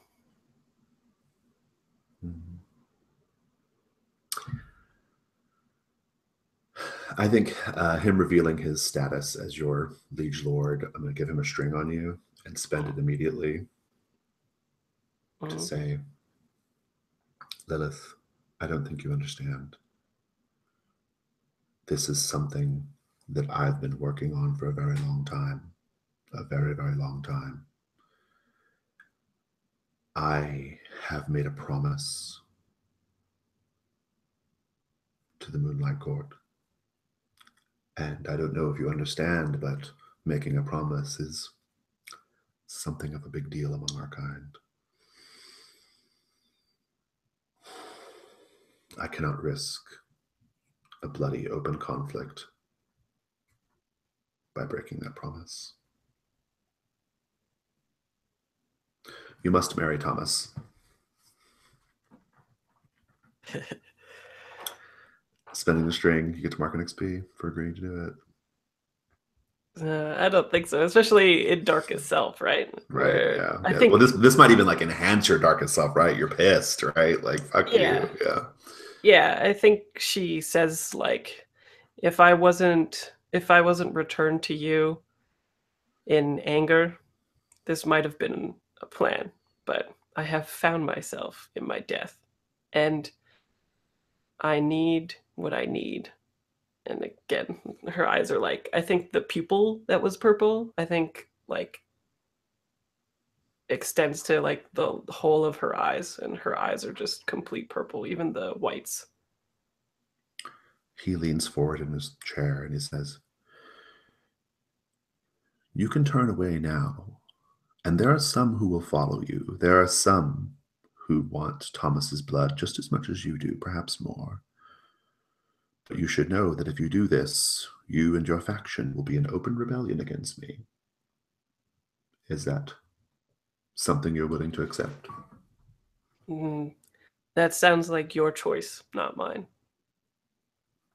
Do you turn away? Yeah. She said, I think she even says, I finally understand my mother. And she turns and walks away. And as you're walking away, I think Genevieve is there. You didn't notice her before, but Genevieve is there, and she turns and follows you, and she's like, "Fuck him." Yeah. Let's continue down. Yeah. I think Lilith says, just as I did not remember that I could play the guitar, I think I'll remember how to kill just the same. She says, "Well, let's do this thing then." and you guys continue on.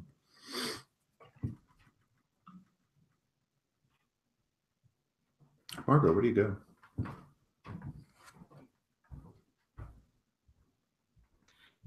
So I picture Margot finishes her walk through the mostly empty streets of Mercy Falls, comes walking through the parking lot, kind of circles around where all the cop cars are at the crime scene, and goes into maybe the front entrance or a side entrance to the school, and makes her way to the gym where she hears the music.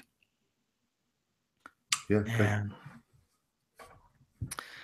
seeing what is going on and who's there, especially looking for Sister Mary Edward Price, Miss Forsyth, Sheriff Nichols. I think you'll find Sister Mary Edward Price. She's there, kind of like just, she's just kind of standing off to the side, watching everything that's going on, that kind of thing. You might even hear her say something to one of the like plainclothes cops, like, I just can't imagine who would want to hurt a child. And that kind of thing. Right? Yeah, you hear Margot mutter, bitch. What do you do? Gonna scan the crowd. Do I see Austin there? Yeah, the guy I think who's you supposed do. to be my date. You see Austin, and he's like kind of like looking a little dejected, right? Like, so I'm just gonna walk through the crowd. I don't care if Sister Mary Edward Price sees me or Nichols or Forsyth, and go up to Austin, like, hey, sorry I wasn't at the trailer when you came by. Something came up, but I'm here now. He's like, yeah. Like I got there, and your mom was like freaking out. She said she saw like. She didn't know what she saw, but she was freaking out. Her car was all messed up. Like, it was crazy. What happened? Do you know what happened? No, I think that happened right after I left. That nutcase, Sister Mary Edward Price, she kind of hauled me off. He's like, wasn't cool. This is fucking nuts. Like, I need to go smoke. Yeah. I totally could use a bowl myself. Let's go and maybe wander. He like pulls out he pulls out like a little baggie out of his baggie out of his coat and says, "It's the reason for the season." And then he kind of and I'll head off with him to go do that. Yeah. Let's keep that going. So you're there, and you're smoking up with him, and he's like, "This town is pretty fucked." 100%. You can't even guess how screwed up this town is, Austin. It's like so fucked up. Like, it just seems like, it sometimes seems like everyone knows how fucked up it is, right?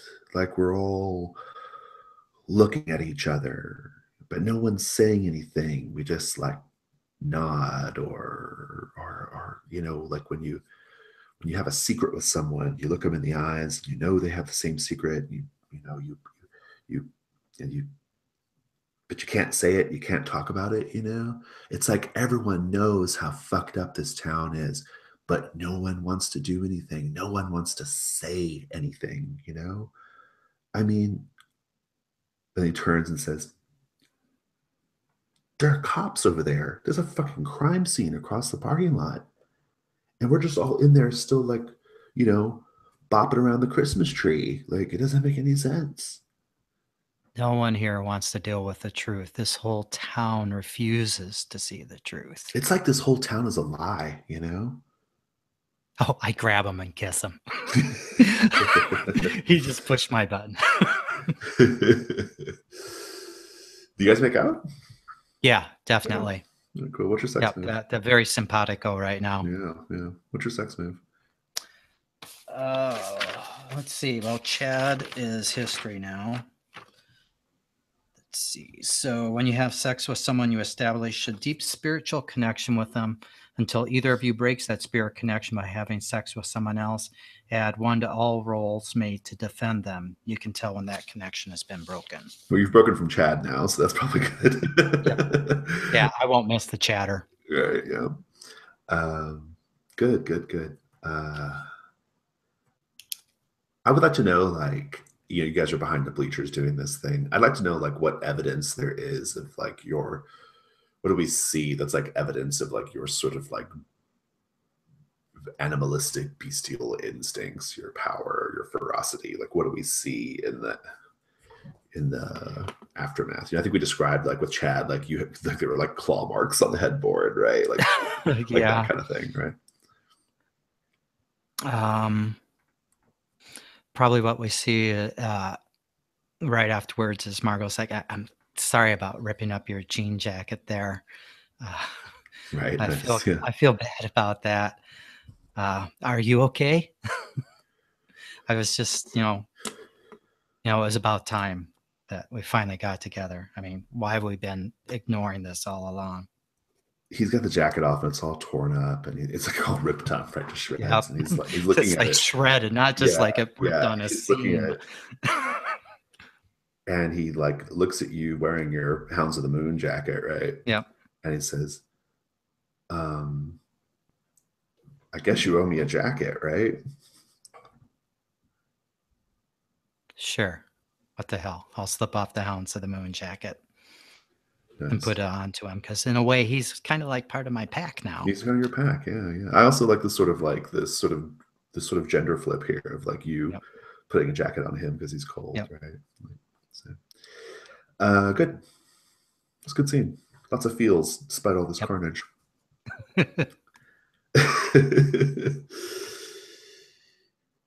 Let's go around the table and figure out where we're going to proceed from here. I want to find out like what each of you intends to do. I think Yuleball will taper off, right? It'll be, unless you plan on killing Sister Mary Edward, which is a totally legitimate thing to do.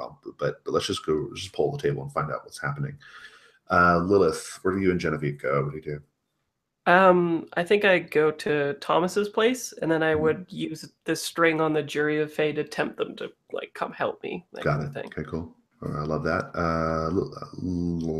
Jonah, what about you?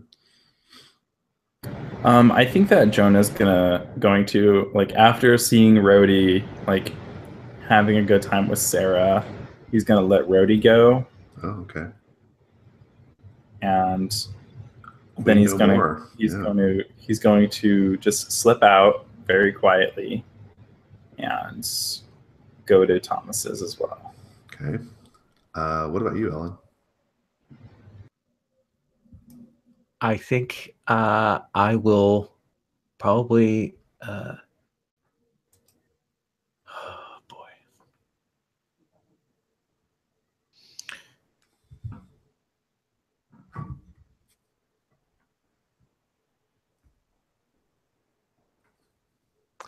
Because he spent that string. Okay. I think Ellen stays at the dance. Okay. And I think we'll see what happens, but I have an idea there for how that will wrap. Yeah, if you stay at the dance, I think I know how it's going to proceed too. Okay. So that sounds good to me. It's enough. Margot, what about you? I think we see Margot climbing into the back seat of Sister Mary Edward Price's Cadillac. Good. Perfect. All right. And lurking. Love it. All right. Very, very, very like serial or very like slasher flick. I like that. It's good. Let's take a break. Let's take 5 minutes and come back. Okay.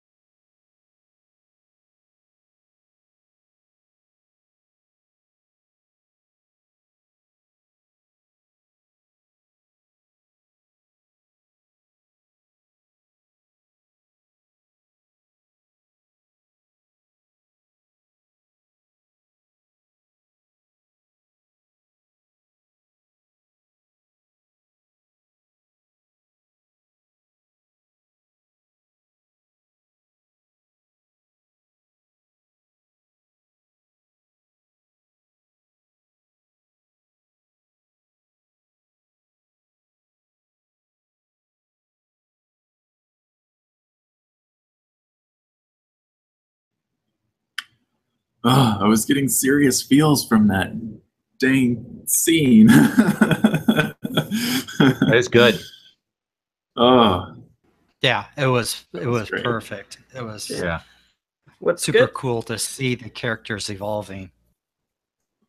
I was telling him I got like super feels from that scene at the Yule Ball. Yeah. Goddamn Yule Ball. Yeah. Yep, shit is real. It was cool though. It was good. It was like I wasn't planning on doing that, but it was like, oh, that totally had to happen. It was a nice turn. Yep. Yeah. Yeah, it definitely felt right for that moment to happen that way.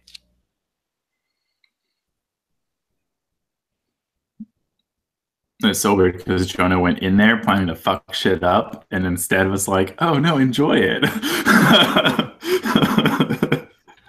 Having Van Dyne in your lap, life's short. You know what? You should enjoy it. Oh, poor Ben. Poor Ben. I know. I feel so bad for that poor guy. Yeah. I mean, he makes a tray bake one day, and the next he's just dead. And just total collateral damage too. Yep. Your mom is going to be devastated. Yeah, she lost one of her best friends. Yeah. It's like she lost a son. and probably like the integral member of the high school yearbook club. Yearbook's gonna be real sad this year. Yeah. Yeah, Mercy Falls 2017. What even the fuck? It's like 8 memorial pages for all the different students who died. Yeah. I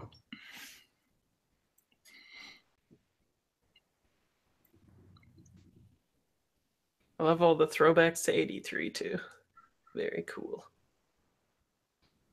Yeah, the through lines on Mercy Falls are one of the things that really enhances the fun of the whole series. Yeah, I still have to listen to your guys' Cthulhu Dark one too. It was cool listening to those and hearing about like the origins of Big Man and stuff. Oh, really? Really That's cool. in there? Yeah. I definitely gotta pick that up then. Yeah, there's some good stuff. I listened to the first session of 83, but the rest aren't up yet. So it's like, just one session. Yeah, it's just one. It's the second one, and we only played it like 2 days ago or whatever. Friday. So how many sessions have you played? Just 2. Oh, I thought you played like 3 already. No, because one of them got canceled. And then we'll play one more next week to wrap it up. Okay. Yeah, and so I can expect that second one soon. Yeah, when the second one goes up, I'll PSP it right away too. It might just be a little rough because some people's audio was just like. Yeah, I heard that there's some connection trouble. Yeah. Yeah, what can you do about that? Yeah, well, for me, every time it happens, I'm just like, oh no. You know what we should just start doing is we should just like start having people record themselves also, like using an app or something. And that way, if there's a connection issue, the recording will still be good quality.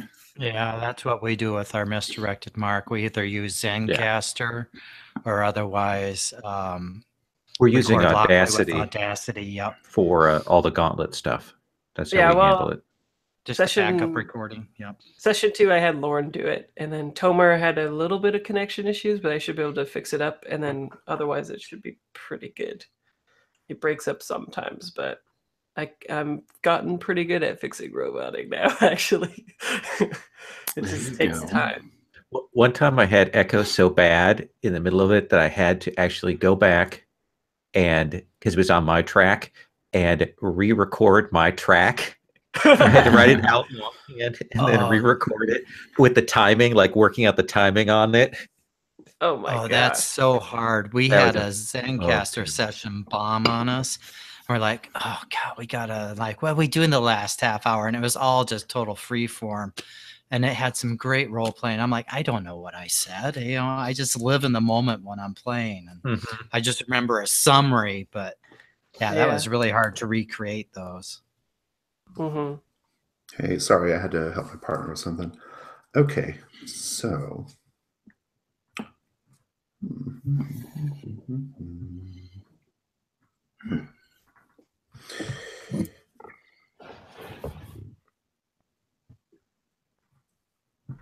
Ellen, you're on the dance floor. No, I want to hold that scene. Okay. Both you are going to Thomas's. I think like basically what the way this is going to kind of look is you're going to have to get past Thomas's goblins, right? Yeah. And I think maybe that's where your jury of fae, your Come gang, in, so to speak, come into play. Like they can kind of like engage those goblins while you go confront Thomas. Thomas, right? Yeah.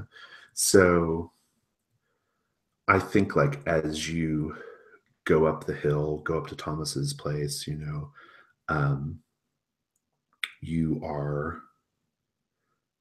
maybe you jump the fence, you and Genevieve jump the fence or whatever, and you're in this courtyard area that looks very much like I described when Jonah went through the backyard, right? Like all this sort of like strange plant life and the moonlight and all that kind of stuff, right? And the goblins come out. There are about half a dozen of them wearing their metal mesh suits, and you know what they're there to do, right? They begin to like kind of like move forward, toward you. And yeah, you're gonna spend the string, I guess. Yeah. And I feel like the way that the move is described anyway, with kind of how you echo, what is it? One of the moves is it implies that the Fae have like a feral manner and ferocity of a wolf and all that. So I think the movements that we see with the Fae are all very kind of like vampire fighty. You know how it's like really quick Right, yeah. and and ferocious and feline and that kind of stuff. Yeah, I think like basically like as you guys are like approaching, as they're approaching you, right?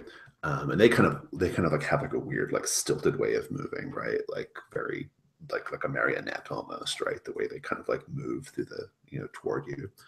And I think Genevieve like kind of like throws her hand out to the side, and basically just like a bright white portal like kind of tears open into time and space, and several more of like your faction of the Fae Court like come out, and yeah, they just like leap at those goblins, and they just are doing their thing, right? So you'll be able to go in after. Jonah, you're pretty close behind, right? Yeah, I'm just gonna drive Thomas's car. Yeah, right, you might even see that. You might even see that fight, right? You might even see that fight taking place between the goblins and the Fae. What do you do? Yeah, I'm in Thomas's car, and I'm just gonna push on the gas and just like crash right into a group of these goblins. Yeah, nice. Through the gate and into like some of these goblins. Yeah, nice. I love it. Good. All right, let's keep going. Ellen, you're on the dance floor. Tony is like, I'm gonna go grab a drink real quick, and then he kind of like leaves you for a second. And Sister Mary Edward Price comes up to you, and she says, it's nice to see you happy like this, Ellen. He's a really, really good looking boy.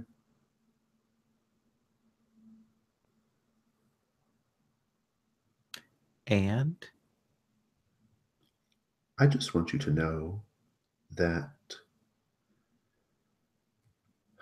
well, I hate to be the bearer of bad news, but I think you should know that this can't last. I think you should know that you're going to begin your cycle anew, and you're going to be back into a pit of misery and despair. Ellen. And I reach out and I touch her shoulder because I'm taller than her. Right. And I say, I was going to say the same thing to you. She gets like a look on her face, and she kind of and I'll back away from her. Yeah, she withdraws too. Yeah. We cut forward a little bit later, and Sister Mary Edward Price, as she comes up to the car door, she's on her cell phone, right? And so you can hear what she's saying on her cell phone, right, Marco? And she says, Catherine, don't worry. I have it all in hand. Everything is going to be just fine. Tonight was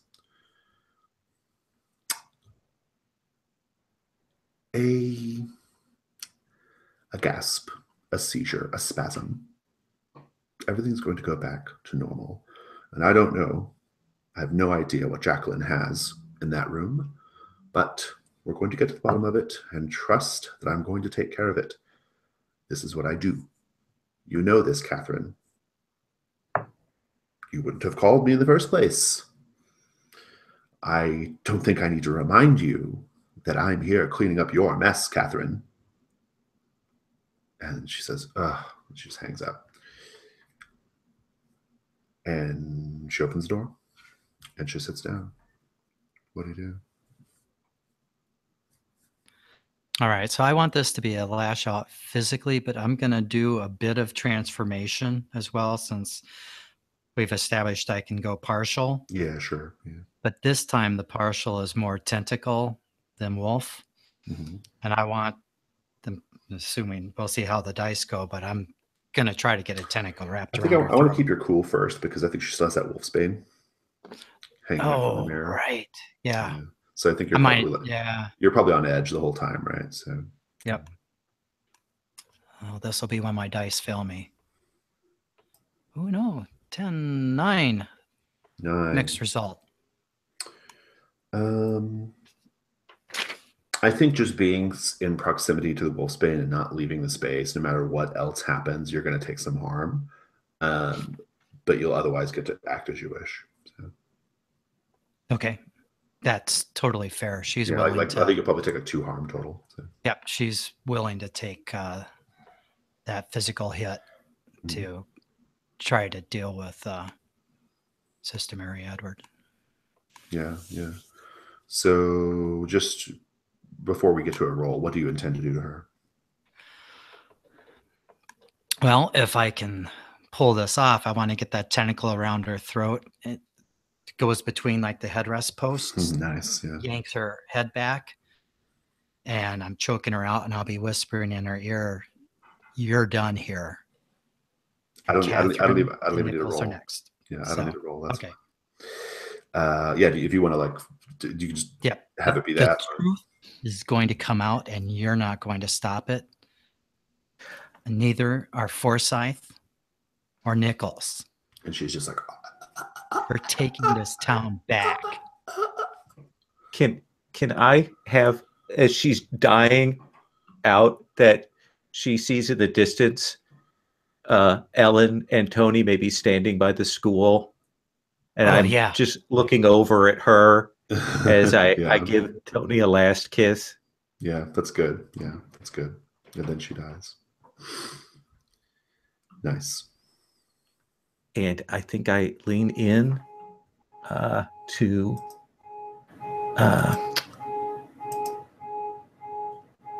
lean into Tony, and I say, everyone else is going to forget me. You have to remember. And then I'm going to walk away. Nice.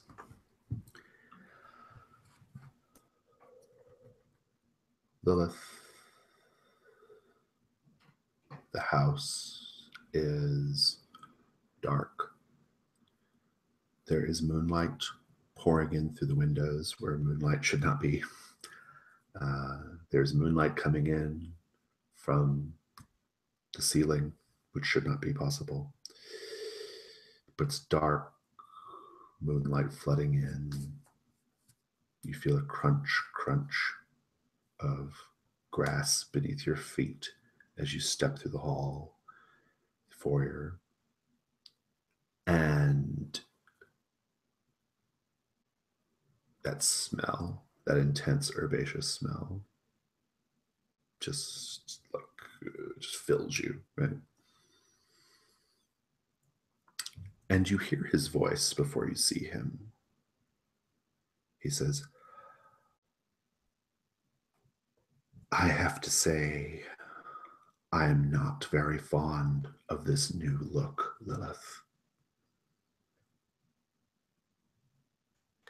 Oh, Thomas, you're like a dog chasing a car. You wouldn't know what to do with it if you ever caught it. Have you come to create this pact? Have you come to be my bride? So I have an idea about this. So what is your idea? Can I send a string on him to tempt him to like underestimate me? I think so. Yeah. Like you want to like, yeah, I think he naturally would anyway, right? He seems like he's always like, I'm the man. Yeah. Yeah. I'm into that. Yeah. I think I have to tell you what it would take for him to do it, though. I think you have to.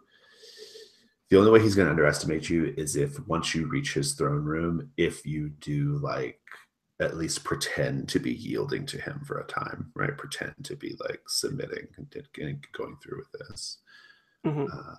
Meanwhile, Jonah, you smash your car through, you get out. I think a goblin like comes up towards you and like or trying to get at you, but then a fae like kind of like crashes into them. Where do you go, Jonah?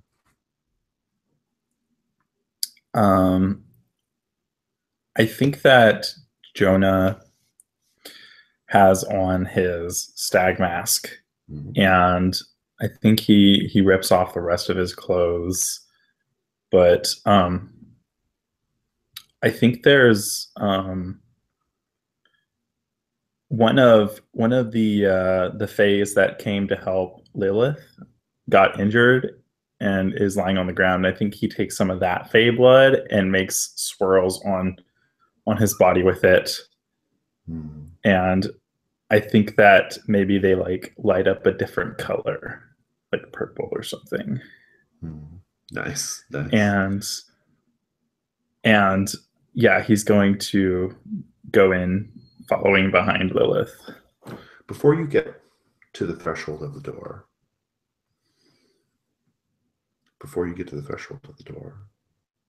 you hear soft footfalls on grass coming from, let's say, around the corner. Like there's something like around the corner in the house. And you hear a man's voice say, no. That way is not for you. And a hand, like a person steps out. Out of character, it's Alistair, but you don't know that. It's this, very pale, red-haired, fey man, no clothes. And he steps out and says, no, that path is not your path. And he kind of like extends his hand and opens it toward you. What do? He smells really good. Yeah, I think he smells like. I'm gonna look at your conditions. If you have a condition I can push. He smells like whatever it smells like when you were having sex with Rhodey and Tony in the forest, like that, and Dawn, I guess before Dawn died. That sort of like woodland smell, that intense, that moment, right? He smells like that moment, and it's very powerful. And I'm going to push on a work in progress and suggest that maybe you've been prepared for something too, and you just don't realize it. Yeah, and I think that it's like kind of quiet, and it's very slow movement, but he like reaches out his hand to Alistair's hand, and as he's reaching out his hand, the purple is getting brighter, and I think like these little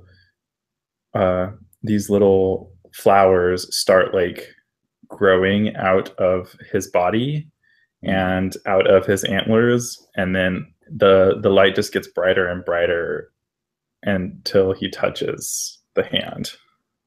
And Alistair steps close to you, and unlike Thomas, like remember how Thomas always wanted to like dominate you? Thomas always wanted to like be the master. Thomas always wanted to be the king, right? And like you were just an object. Alistair doesn't behave that way at all. Alistair like pulls in close to you, and he actually like embraces you like really gently. And he even like puts his head, like you're taller than him. He even like puts his head like on your chest, right? And he says,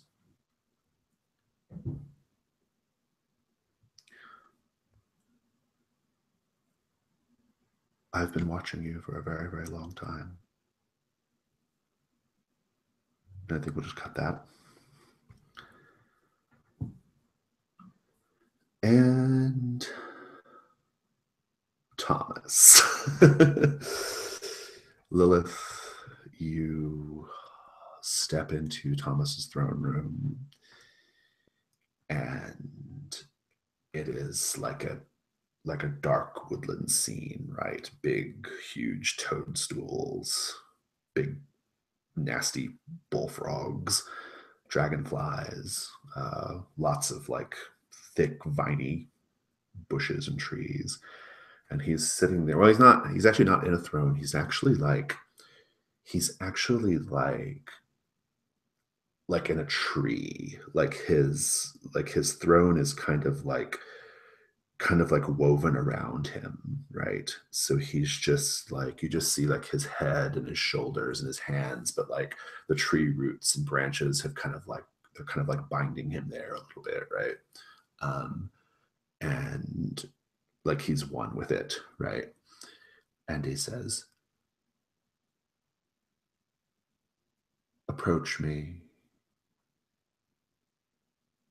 Show how you are submitting to me. Show your obeisance, wife to be. I hate that guy so much. So yeah, I think in order to get him to underestimate her, she does that. I think she has a bunch of clothes on, and what she does is as she approaches, she does like the feline, lithe, ferocious movements of her kind, but also strips away the clothes as she goes through this forest. And yeah, she continues to do that, and I'm thinking it might be appropriate to do unashamed and give him a string on me to try to turn him on, to like make him even more pliable to what her plan is. Yeah. I'm into that. Go for it. Okay. And that move is, so I add 3 to this on top of being hot +1, so +4. So you got a good shot here. yeah, yeah. 4 + 4 is 8. So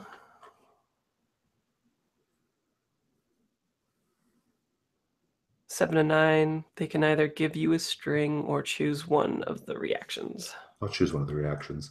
He's going to give himself to you in the sense that he's going to like be completely vulnerable to you right now. He just like he just like looks at you, and like as you're coming up, and like black tears begin rolling down his cheeks, right? And he says, after centuries of pain and misery and strife, it's all going to end right now.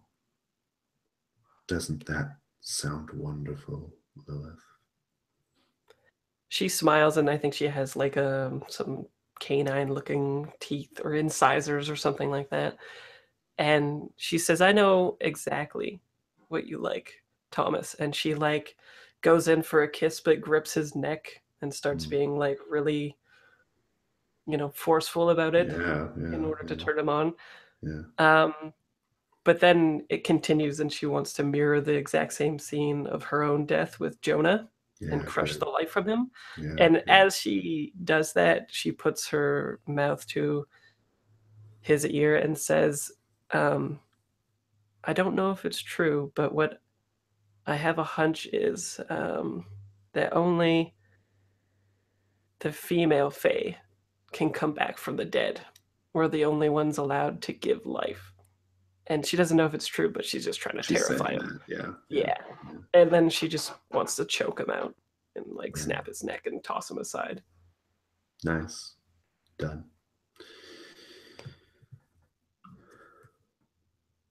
Let's just do a quick epilogue. Maybe not too far in the future, because in case we, if we continue this, I don't want to go too far ahead of ourselves. But I would just like a little denouement for each character. Whoever wants to go first. I think Ellen's parents come home and we see them going about their daily business, and they don't notice that Ellen's not there anymore. And that's it. Nice.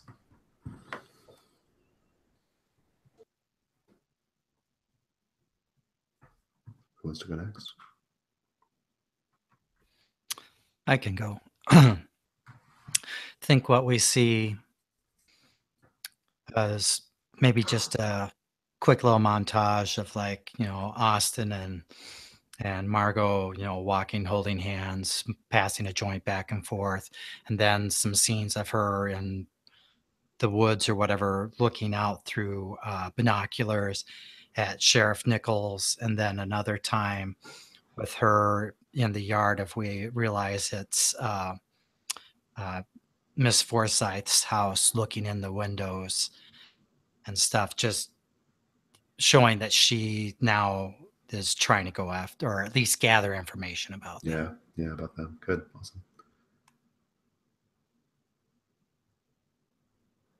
I think Lilith, probably the battle is won with the jury, and she lights Thomas's body ablaze and then uses guide and drags his burning corpse to the dark Fey realm and tosses it into the court to try to mirror that scene that she saw with them fucking up her court years back or whatever.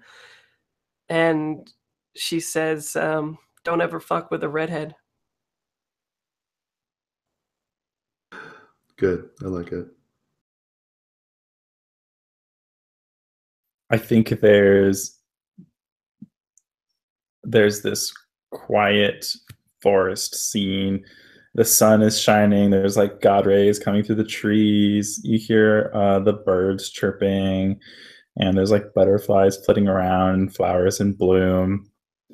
And I think that the camera like shifts focus, and you see like Jonah just sitting cross-legged on the ground, maybe like covered in like dirt and dust and stuff, with the stag skull mask on, just like sitting in the flowers. Nice. Why don't we do debrief here on the call so that Fraser has it for posterity? The biggest points of feedback we've been getting on Mercy Falls PSP is people want to hear us talking about our reactions to it afterwards. So, Really? I didn't know that. Yeah, we've gotten several comments like that. Like, I feel like I've been left hanging. I want to hear what you guys have to say about it. So, so let's give them that. Let's debrief. I'll just throw out there at the outset that I thought this was a magnificent series. It was really incredible. This was it was some of the most refined role playing I've probably ever been a part of, and so I thank you all for that. I want to say that one of the things that strikes me is I have, I'm a pretty controlled GM and a pretty controlled player, and I had several moments where I was like, where the character kind of took over, where I was really uncertain about the path, and I really had to think about it, and it went against some of my instincts, but I think we're right when it came to that, and that was really, really interesting for me. Yeah, I think I got the distinct impression that each of you were like having really, really good feels about your characters and kind of what was going on, right? Yeah. And like really, God, I love Margot. There were tough decisions, but also like really satisfying like moments. And so yeah. Letting me shut down Sister Mary for me was an absolute high point, and I appreciate you're doing that without like going to a move or anything. And I wasn't going to dice on that. Yeah, I was like, no, that's exactly what would happen. It's a perfect ending there. So yeah, there was such good story beats like that throughout the game. I really liked how we saw some more depth in Jonah's character this time. That growth. Margot still probably hates him because she doesn't have a clue that any of that growth has happened. But as a player sitting here watching you fill up with Jonah, that was just not where I expected Jonah to go at all. And it was the thing where if I was watching the TV show, I'd be like, no way, there was just a lot of really neat moments. And like playing Margot it was really super easy. The hardest thing was figuring out the whole death thing, and then I came up with the tentacle thing, but otherwise she's been a super easy character to play. And I think that's just because with werewolf you're leveraging off that anger and angst, and those are really easy reactions to figure out. Lashing out is the way to go. But no, that's interesting. I mean, I think like I think Margot's definitely a more straightforward character in terms of like her place in the fiction. But I don't think it's a bad thing. Like to me, what I like about Margot, what I really appreciate about Margot's story is Margot in mainline Mercy Falls, Margot is our bridge to the broader mythology, right? Like Margot is our gateway to the bigger mythology of the campaign, right? And to the extent that that's an important part of this campaign, that's sort of like that backstory, that what came before, that there are people even more ominous and dangerous than Big Man and Sister Mary Edward Price, right? Like just the fact that, and Thomas, like the fact that all that exists and that Margot is a major bridge to that is really satisfying to me as GM. Like as a GM, like I find that really satisfying. Like you guys, I mean, Big Man took himself off the table. Thomas was killed. Sister Mary Edward Price was killed. And that should feel relief, or like that should feel like a relief. That should feel like, okay, these villains are done. But then like we have these unseen villains in Catherine Forsyth and the sheriff, and we have this interesting character in Adeline/Jacqueline, right? Like, so it's like there's a bigger thing going on, and I love that. So, and Margot is very much like our vessel for that, right? Which I think is a really important role to serve. So. I also don't think what you said. There are two things I want to point out. One, I thought that the Phillips turn there towards the end was brilliant and organic and just absolutely dynamite. Just really, really good. Yeah. And I also want to say, so cheering for Lilith's moment there at the end. That was great. That was the sort of heroic victory. I mean, dark, but a heroic victory in some ways. Yeah, Lilith very much like became like the first actress listed in the credits, right? Like that Lilith very much became like the lead character in this story, right? I mean, the heroine of the story, right? Like in many ways. I loved the Fae Court stuff. Ended up being, it actually came out of surprise. It came out of left field for me a little bit, because it's when I'm thinking about the sort of like cosmology of Mercy Falls, right? Like the Fae Court stuff has always been like adjacent to that for me, right? Like it's always been like adjacent to this sort of like seedy underbelly storyline, right, of Mercy Falls, right?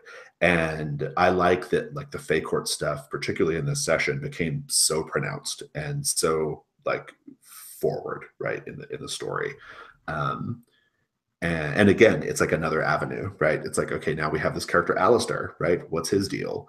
You know, I've clearly set him up to be a villain of some sort, but like not in the Thomas manner, right? Like he is a different kind of Fae villain. So it was really interesting because at the beginning of season 3, we were like, oh, let's not focus on Thomas. Well, I mean, we still kind of didn't. I mean, we only saw Thomas at the very end. But like in a way, it kind of made it so much more rewarding when we came back to him, right? Like when he started coming back through again, he was so much more of a like scary force than I feel like he was when he was in the spotlight.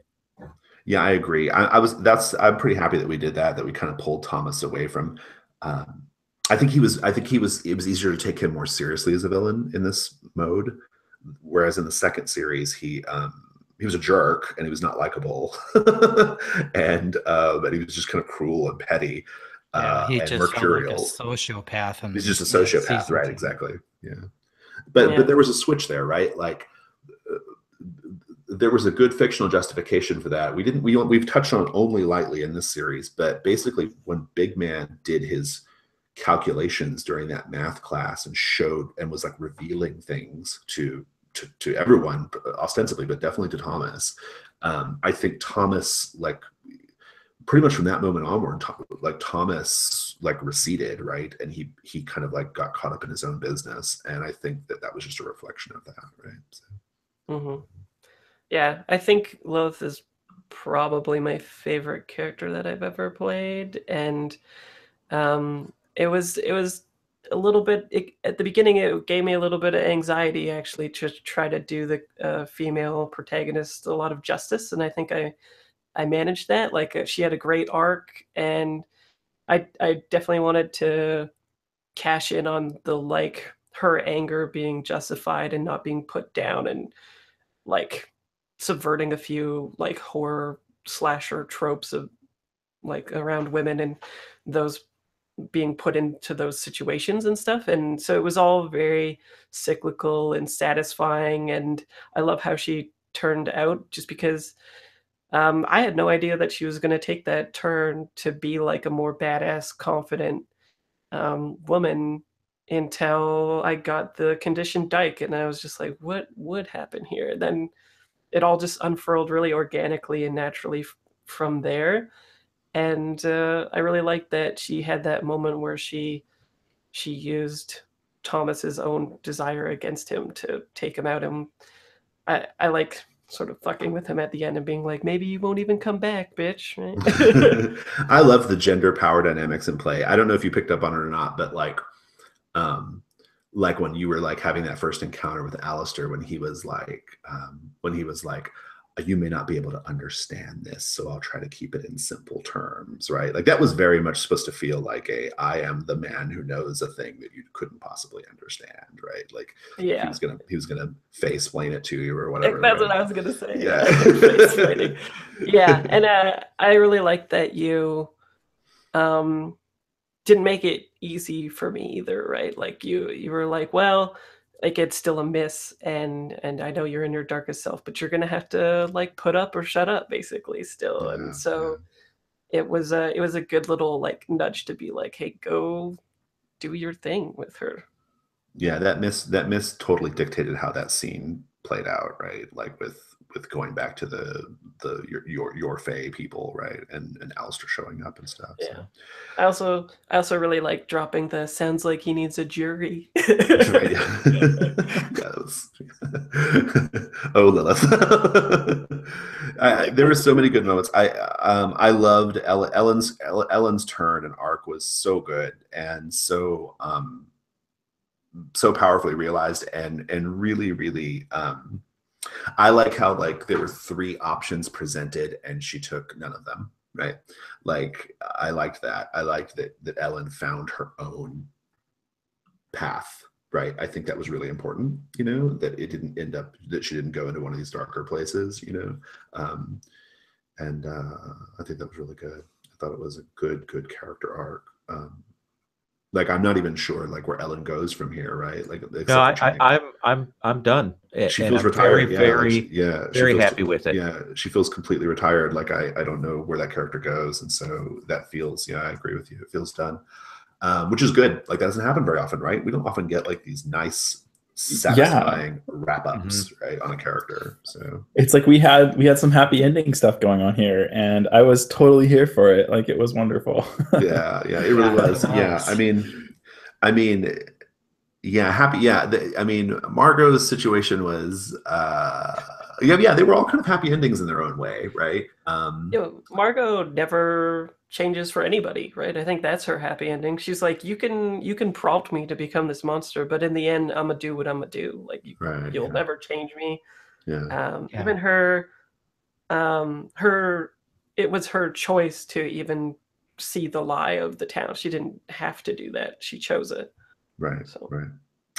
Yeah, it's so it's interesting. Like I do think Ellen's story is done. I think Margot and Lilith definitely have more story coming, right? I'm pretty sure Jonah does. I have a feeling Alistair intends more for Jonah, right? Than just here, come be happy with me in the forest, right? Or maybe not. I don't know. I mean, maybe he's maybe not. But I love it. I feel like Jonah has changed like a lot this session, and I mean, you gave up being a queen. I mean, like yeah, he's if we continue this, he's definitely not going to be a queen anymore. He's probably going to be a ghoul because he's already kind of a ghoul in a way. He is. Yeah. So, and he's also grown up a little bit, so I think he'll probably be taking a couple of grown-up moves. But yeah, that scene at the Yule Ball was like probably the feeliest I've ever been playing a game. It was really good. I loved it. You mean the one where they're like where the group of you are there off to the side talking about the future, right? Yeah, I love that. Like it had the makings of like that sort of like tropey, like, well, now high school's over, we're never gonna see each other again, right? kind of thing, right? Yeah, it had that feeling to it, which I really loved. So yeah, that was great. And I totally like going into the session, I wasn't thinking anything at all like, oh, I'm gonna dissolve my gang.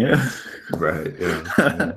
This season I was kind of actually having a bit of a problem with Jonah because I was like, oh, he's kind of turning into this monster. I'm not sure where to take that. Yeah.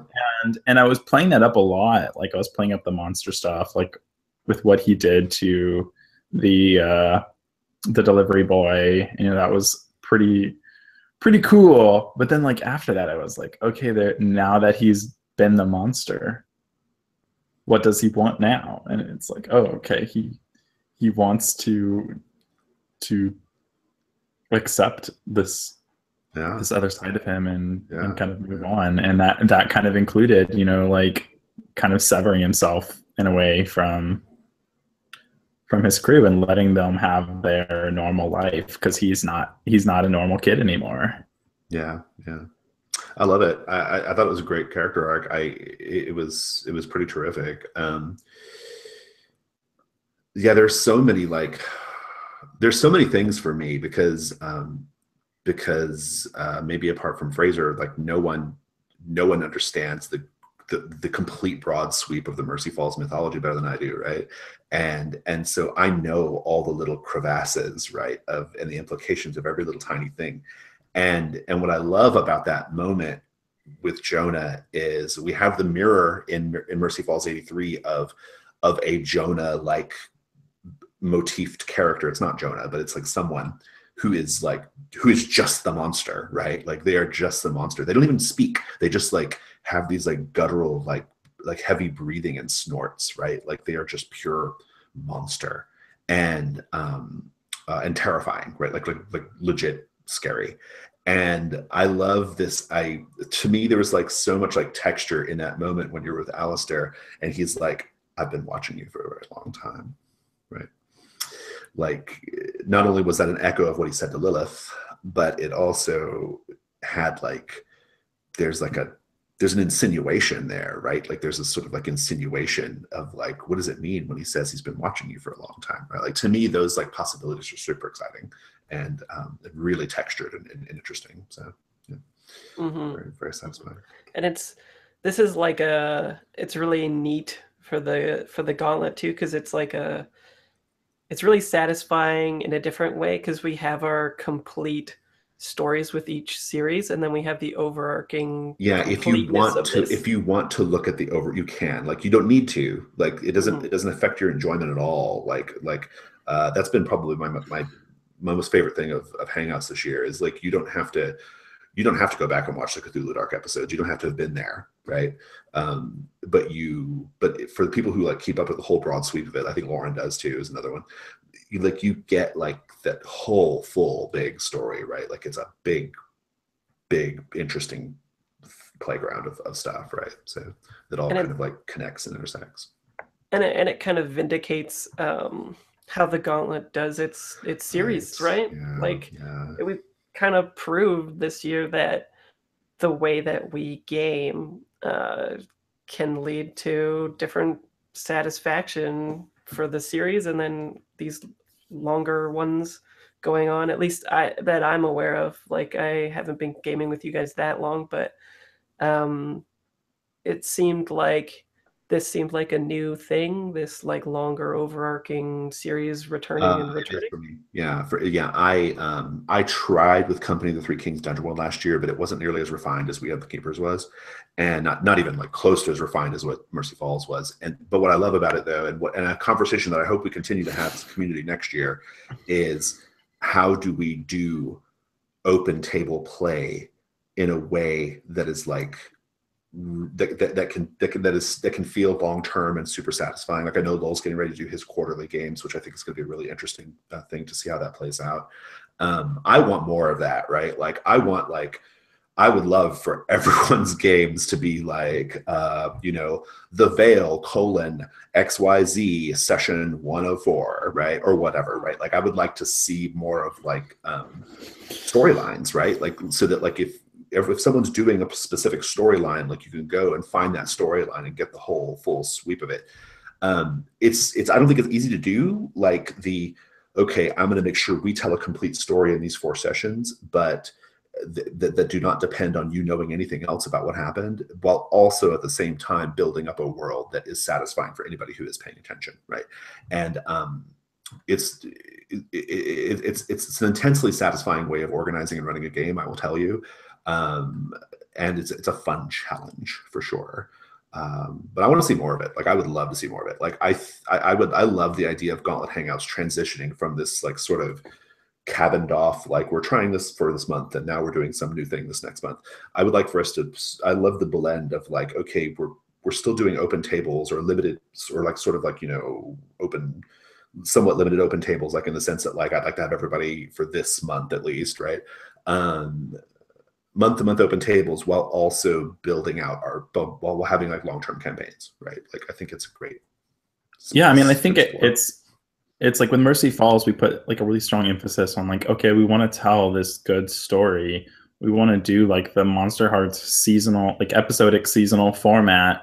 And so like going into it with that expectation and having all the players on board, like for example, Lowell came in season 2, but because he was on board with that goal, it worked great. Like we had such a good story with Ellen coming in and having Fraser out last season and Yoshi out this season, it was a fantastic story. Yeah, I think what's going to be because we're exciting all is on the if same page. yeah, what I think is going to be like what I loved about like introducing Lowell's character or introducing Ellen in the second series was it was really smooth, and like it didn't depend on Lowell knowing what happened before, and Ellen just slotted right in, right?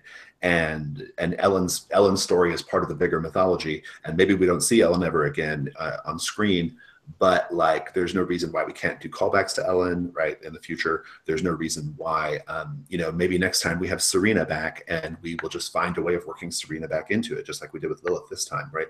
Like there's a I find it super interesting. It's a new way of running games for me because, like I said, I don't really do long-term campaign games. So yeah, really... this and We Hunt the Keepers seems like I was saying, like a vindication, a proof of concept, right? Yeah, in a way. Yeah, I think that's probably right. Yeah. And I'll echo what Jason said too. It was awesome playing with you guys, and everyone was super on point and so present and interesting and great. I think I was looking forward to this weekly. Yeah. Yeah, it's been some of the most fulfilling gaming I've had at the table, and not just for the way I've been able to play, but it's by far the best collaborative play I've experienced. Yeah. And it's totally changed the way I work with other groups that I'm in.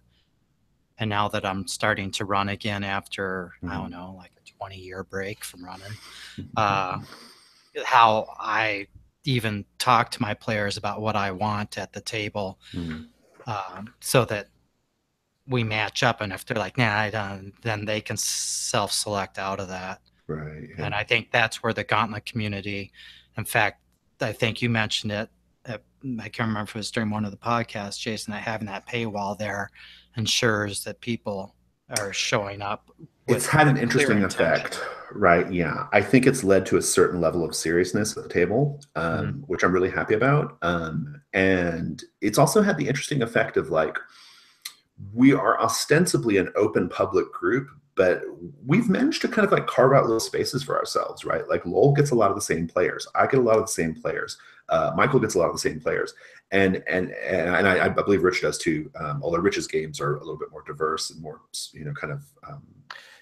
and I'll actually say I have over the course of the year had a really interesting cycle where I'll have a lot of the same players and then it kind of shifts, and that's been really nice to see a lot of different people, sort of that churn of interests. Yeah, you get it. Yeah, you get a nice mix. Like I find myself having like, I mean, there's always a really strong chance I'm going to have Fraser, Jennifer, or David, right? Like there's always a really, really strong chance that I'm going to have one or more of them in a game I'm running. And they're my constants, and they are like the people that, like, you know, they're my ringers. They're my like ride or die ringers. Like I know I can throw to them, and like, and it's all going to be cool, right? Like I know that. But I also like it. But there's also like a mix. Yeah, like you know, someone manages to like Kyle Hodnett managed to slip into the fire this month, and like it was great. Like he was clearly new to my table, like, and I think he had there was a tentativeness in his play because he was still trying to kind of figure out, like, you know, kind of how he fit in and kind of the dynamic, which is totally normal. But we talked about that afterwards, right? Like on debrief, we were like, hey, like, you know, what could we have done to make you feel like more like you wanted to grab the spotlight more? And he was kind of like, no, I was cool. Like I just, you know, I was just scoping it out, feeling it out. And I think he now feels like I feel better about next time, right? So that is a really fun dynamic. But we're a little off topic, I guess. But I just want to say that, yeah, I think like I said before, this was some of the most refined role playing. I mean, it was unbelievably refined. Like when I say refined, I mean being so present, like Fraser said, so present and so so conscious of the story beats and so conscious of like the arc and the sweep of what we were doing. That to me is a level of like very refined thinking toward story that we don't get often, and I really appreciated it. I thought it was great. Yeah, I really enjoy too that like it means a lot to me that Lauren watched Mercy Falls, and then now she's playing in Mercy Falls. I know, yeah, 83, right? that's really satisfying to me. Yeah, like, and Garrett too. Garrett watches all of them too, and now Garrett's playing in 83, right? So that's super satisfying to me. Yeah, I hope more people, listen to this and take the step to come and game with us. It doesn't have to be Mercy Falls. It could be whatever you want to play. Play with Lowell, play with Rich, play with Jason, play with a whole bunch of people. Just put up their calendars. Well, and that's why it goes back to what I was saying earlier about, like, I would love for there to be more of these like named storyline event type campaigns, right? Because I think that there is there's a marketing aspect to that, right? Like there is I was like on our Slack, when people say Mercy Falls, like they don't even say Monsterhearts anymore. They just say Mercy Falls, right? Like that's a thing, right? Like I would love to see more of that in the community. Like I would love to see more of, like, like I said, like I'm in the Veil neon cyberpunk jam or whatever, right? I don't know anything about cyberpunk. Or I am in like Dungeon World, the XYZ, right? Like that kind of thing. So or the watch too. People are running the watch a lot now. That could be there's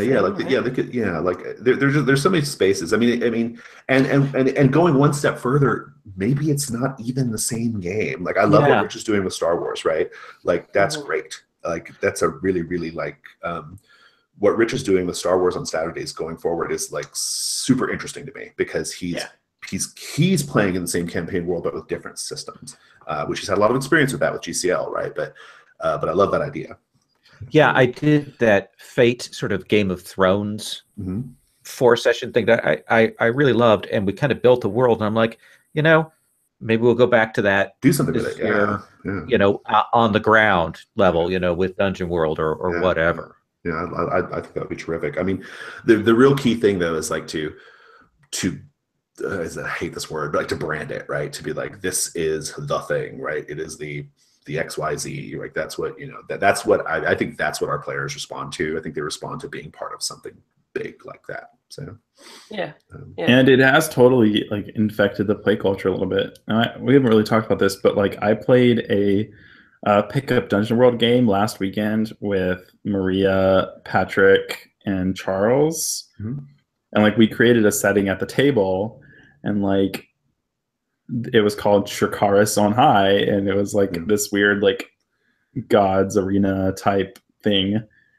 And it's like right after we were done, like Maria goes and creates a private channel called Shrikaris on High, and they're like saying, "Oh, we want to run this game for other people. We want to run this setting for other people." So all of a sudden, like that culture of like, oh, okay, we're gonna continue. I love that. This ongoing that's thing. everything I want to hear right now. I love it. Like that's so good. Yeah, that's so good. Yeah, I think we found some good space to balance branding and references without requiring that intimate knowledge, and I think that for me is the real key, because the transition for me into session 2 was so good that I felt like there was this lovely background, and I saw what it was, and I kind of discovered things, but I didn't need to have watched that. I felt like I organically moved along. The way I've treated both We Had the Keepers campaign world, which it's just called that. It has no name or anything. But the way I've treated the We Had the Keepers campaign world and the way I've treated the Mercy Falls campaign world, like to me, the backstory and the broader campaign world, I've been treating it like, I hope so. I've been treating it like an invitation rather than a mandate, right? And I think that's really I think that's the difference, right? Like I invite you to be a part of that if you wish, but you don't have to be a part of that. It's not going to affect right now. So it's not required. They have information. The things you have to do, the problems you have to solve, don't require knowledge of the outside games. Or at the very least, you should be able to explain like pretty briefly at the top of the series like what they need to know. So cool. Any other last minute bits? I know it's all been roses and no thorns, but whatever. Thomas is dead, so that makes sense. I feel like I can't think of a thorn. I thought this was so good. I don't even know where to go. Like I wish that I had, when I walked off, I wish I had when the camera did that we saw Ben maybe come up and walk alongside me. Oh yeah, that would have been nice. Yeah, poor Ben. The poor Ben's was such a, God. Ben's story was just so like. Oh yeah. The magic of editing will maybe it'll happen. Yeah. Retcon. It's good. It's good. Okay, well that was super fun, guys. I'm gonna let you guys go. Let's stop this.